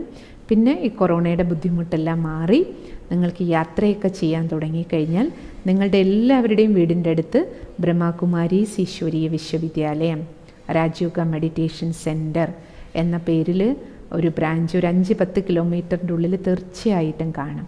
അപ്പം നിങ്ങൾക്ക് എപ്പോൾ പോകാൻ പറ്റുന്ന സൗകര്യമുണ്ടോ, യാത്രകൾ ബുദ്ധിമുട്ടില്ലാതെ ചെയ്യാൻ പറ്റുന്ന സമയം വന്നാൽ നിങ്ങൾക്ക് നേരിട്ട് സേവാ കേന്ദ്രത്തിൽ പോയി ഈ കോഴ്സുകൾ, അടിസ്ഥാന ക്ലാസ്സുകളും മുരളിയും എല്ലാം നേരിട്ട് കേൾക്കാം. അതാണ് ഫസ്റ്റ്, നമ്പർ 1 അതാണ്. ഇപ്പം അതിന് പറ്റാത്ത സാഹചര്യമായതുകൊണ്ടാണ് നമ്മൾ ഈ ഓൺലൈനിൽ കോഴ്സുകൾ എടുക്കുന്നതും മുരളിയും നിങ്ങൾക്കിപ്പോൾ ഓൺലൈനിൽ കിട്ടും. ബാക്കി അനുകൂല സാഹചര്യം വന്നാൽ തീർച്ചയായും നിങ്ങൾ പോകണം. അവിടെ എല്ലാം നിമിത്ത സഹോദരിമാർ സഹോദരന്മാരുണ്ടാവും. അവർ നിങ്ങൾക്ക് മെഡിറ്റേഷൻ ചെയ്യാൻ, അവിടെ നിങ്ങൾക്ക് സെൻറ്ററിൽ പോയാൽ എന്താ ഗുണം വെച്ചാൽ അവിടെ മെഡിറ്റേഷൻ റൂം ഉണ്ടാവും. എന്നെ ബാബ റൂമെന്ന് പറയും. അവിടെ ഇരുന്ന് വളരെ വണ്ടർഫുള്ളായിട്ടുള്ള എക്സ്പീരിയൻസ്, നമുക്കൊരിക്കലും വീട്ടിലിരുന്ന് ചെയ്യാൻ പറ്റാത്ത നല്ല അനുഭൂതികൾ അവിടെ ഇരുന്നിട്ട് കിട്ടും. പിന്നെ നമ്മളെല്ലാവരും കൂടെ ഒരുമിച്ചിരുന്ന് ചെയ്യുമ്പോൾ അതിൻ്റെ വളരെ നല്ല കൂട്ടായ്മയുടെ അനുഭവങ്ങൾ നമുക്ക് ലഭിക്കും. അതുകൊണ്ട് നിങ്ങൾ സ്വയം ഉന്നതി നേടുക, ഈശ്വരീയ സേവനങ്ങളുടെ ഭാഗമായിട്ട് അനേകരെ ഭഗവാനിലേക്ക് അടുപ്പിക്കുക. ഇത് കൂടാതെ നമുക്ക് നമ്മുടെ ശരീരം, മനസ്സ്, ധനം, നമ്മുടെ കഴിവുകൾ, നമ്മുടെ സമയം, നമ്മുടെ ബുദ്ധി, നമുക്ക് എന്തൊക്കെ ടാലൻറ്റുകളുണ്ട്, ഇതിനെല്ലാം വിശ്വമംഗള കാര്യത്തിൽ അനേകരുടെ മംഗളത്തിന് ഉപയോഗിക്കാം. അത് സേവനമാണ്. അതിലൂടെയും പുണ്യം ശേഖരിക്കാം പലതരത്തിൽ. ഇപ്പം നോക്കൂ, ഉദാഹരണത്തിന് ഇപ്പോൾ സിസ്റ്റർ ഇരിക്കുന്നു, ഇവിടെ ഒരു ചെയർ വേണമല്ലോ ഇരിക്കാൻ. ഈ കസേര ഒരു സേവനമാണ്. ഏതോ ആത്മാവ് വാങ്ങിക്കൊണ്ട് വന്നതാണിത് ബാബ വീട്ടിൽ. അതുപോലെ ഈ സംസാരിക്കുന്ന ഈ മൈക്ക്, ഇതിൻ്റെ മുന്നിലുള്ള ക്യാമറ, നിങ്ങൾക്ക് ഈ പ്രോഗ്രാം എത്തിച്ചു തരാൻ ഇപ്പോൾ ഈ സത്സംഗം നടക്കണ, ഇപ്പോൾ ശിവജ്യോതി ഭവനിൽ ഈ ഓൺലൈൻ സേവനങ്ങൾക്ക് 12ഓളം കമ്പ്യൂട്ടറുകൾ വർക്ക് ചെയ്യുന്നുണ്ട്. ഇതെല്ലാം ഓരോ ആത്മാക്കളുടെ സേവനങ്ങളാണ്, ഓരോരുത്തരുടെ. അപ്പോൾ ഓരോരുത്തരും അവനവൻ്റെ ധനത്തെ സഫലമാക്കുന്നതാണ്. എന്തിന്? വിശ്വമംഗളം. കാരണം ഇതിലൂടെ അനേകർക്ക് മംഗളമാണ്. അപ്പോൾ ഈ ഒരു ചെയർ വാങ്ങിക്കൊണ്ടുവന്ന ആൾക്ക് അതിൽ നിന്ന് കിട്ടുന്ന പുണ്യം എന്താണ്? സിസ്റ്റർ ഈ ചെയറിലിരുന്ന് ഈ ജ്ഞാനം നിങ്ങളോട് പറയുമ്പോൾ നിങ്ങൾ ആരെല്ലാം ഇതിൽ കേൾക്കുന്നോ, ആർക്കെല്ലാം ഇതിൽ നിന്ന് സുഖം കിട്ടുന്നോ, അതിൻ്റെയൊക്കെ ഒരു ആശീർവാദം ഈ ചെയർ വാങ്ങാൻ വേണ്ടി ആരിതിന് പൈസ ചിലവാക്കിയോ അവരുടെ എല്ലാം ബാങ്ക് അക്കൗണ്ടിലേക്ക് പോകും. ഏത് ബാങ്ക്? പുണ്യത്തിൻ്റെ ബാങ്കിലേക്ക്, ഈശ്വരീയ ബാങ്കിലേക്ക്, ആത്മീയ ബാങ്കിലേക്ക് പോയി ഡെപ്പോസിറ്റ് ആകും. ഇനി ഇതിനോടൊപ്പം ബാക്കിയുള്ള ചെയറുകൾ നിങ്ങളെല്ലാവരും ഇപ്പോൾ സെൻറ്ററിൽ വരാൻ തുടങ്ങുന്നു. അപ്പം നിങ്ങളെല്ലാവരും ആ ചെയറിനെ ഉപയോഗിക്കും. എത്ര നാൾ ഈ ചെയറിൽ എത്ര പേരിരുന്ന് സത്സംഗം കേൾക്കണോ അവരുടെ എല്ലാം പുണ്യത്തിലേക്ക്, ഈശ്വരീയ ബാങ്കിലേക്ക് കാലാകാലത്തെ ആശീർവാദം കിട്ടും അല്ലേ? അങ്ങനെ നമുക്കെല്ലാവർക്കും നമ്മുടെ പുണ്യത്തിൻ്റെ ശേഖരണത്തിൽ ഡെപ്പോസിറ്റ് ഉണ്ടാക്കാൻ വേണ്ടി ഭഗവാൻ പറയുന്നത് എത്ര വേണോ നിക്ഷേപിക്കാം. അത് ശരീരം കൊണ്ട് ചെയ്യാം, മനസ്സുകൊണ്ട് ചെയ്തും നേടാം, ധനം കൊണ്ടും ചെയ്യാം, കഴിവുകൾ കൊണ്ടും ചെയ്യാം. സർവസ്വവും സഫലമാക്കി പുണ്യത്തിൻ്റെ ശേഖരണം ഉണ്ടാക്കൂ. പുണ്യവും ഉണ്ടാകും, പിന്നെ ബ്ലെസ്സിങ്സ് കിട്ടും, ആശീർവാദം കിട്ടും. പ്രത്യക്ഷ ഫലമാണ് സേവനത്തിൻ്റെ സന്തോഷം കിട്ടും. കാരണം എല്ലാവരും അനുഭവം പറയും. അപ്പോൾ സെൻറ്ററിൽ വന്നൊരു സേവനം ചെയ്യുന്നത്, യജ്ഞത്തിലൊരു സേവ ചെയ്യുന്നതും അതേ ജോലി ബാബ വീട്ടിൽ വന്ന് അടിച്ചു വരുന്നതും സിസ്റ്ററെ വീട്ടിൽ അടിച്ചു വരുന്നതും തമ്മിൽ വ്യത്യാസമാണ്. ബാബ വീട്ടിൽ അടിച്ചു വരുന്നതേ ഗോപികമാരെ പോലെ ആനന്ദ നൃത്തം ചെയ്തുകൊണ്ടാണ് ബാബയുടെ മക്കൾ. കാരണം എന്താ? ബാബയുടെ വീട്, എത്രയോ പേര് വന്നു പോകുന്നവർ, യജ്ഞസേവനം. ആ മനോഭാവത്തോടു കൂടി ചെയ്യുമ്പോൾ എന്താകും? നമുക്കതിൽ നിന്ന് അളവറ്റ സന്തോഷം കിട്ടും. എത്രയും പേരുടെ ആശീർവാദം നമുക്ക് ലഭിക്കും. ആ കർമ്മം എത്ര ആക്യുറേറ്റ് ആയിട്ട് ചെയ്യുന്നോ അതിനനുസരിച്ച് നമുക്ക് നല്ല സന്തോഷവും കിട്ടും. പിന്നെ നമുക്ക് ലാസ്റ്റ് ഓർമ്മിക്കേണ്ടത് ജ്ഞാനം, യോഗം, ധാരണ, സേവനം, ഈ 4 വിഷയങ്ങളാണ് മുരളിയിലൂടെ കിട്ടണം. ശ്രീമദ് ഭഗവത്ഗീതയിൽ ഭഗവാൻ പറയുന്നുണ്ട്, അർജുൻ്റെ അടുത്ത് പറയാണ്, അർജുന, നിൻ്റെ മനസ്സ് എന്നിൽ വളരെയധികം മുഴുകണം. മുഴുകിക്കൊണ്ട് നീ എന്നെ ഓർമ്മിച്ചാൽ നീ എനിക്ക് പ്രിയങ്കരനായിട്ട് മാറും. ഇനി നിൻ്റെ മനസ്സെന്നിൽ മുഴുകുന്നില്ല എങ്കിൽ നീ മുഴുകാനുള്ള അഭ്യാസം ചെയ്യും. അഭ്യാസവും നിനക്ക് കഠിനമായിട്ട് തോന്നുകയാണെങ്കിൽ നീ എനിക്കായുള്ള സേവനങ്ങൾ ചെയ്യും.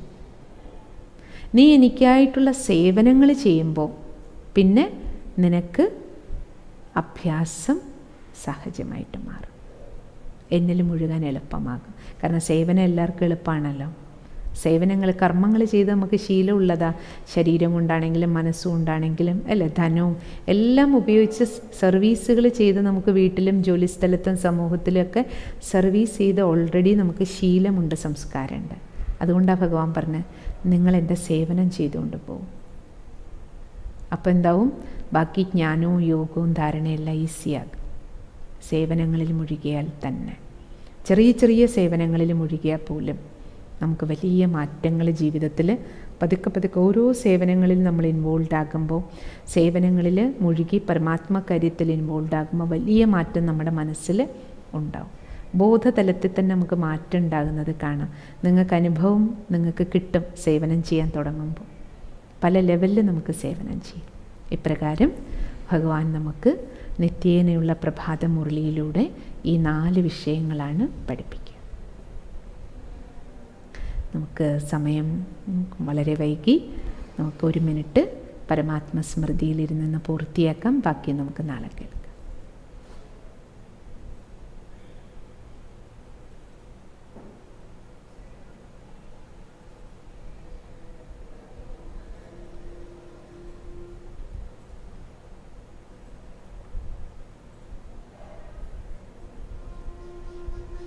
ശാന്തസ്വരൂപ ആത്മാവാണ് ഞാനെന്ന അനുഭൂതിയിൽ മുഴുകും. 1 മിനിറ്റ് സമയം 60 സെക്കൻഡ് അനുഭൂതിയിലിരിക്കും.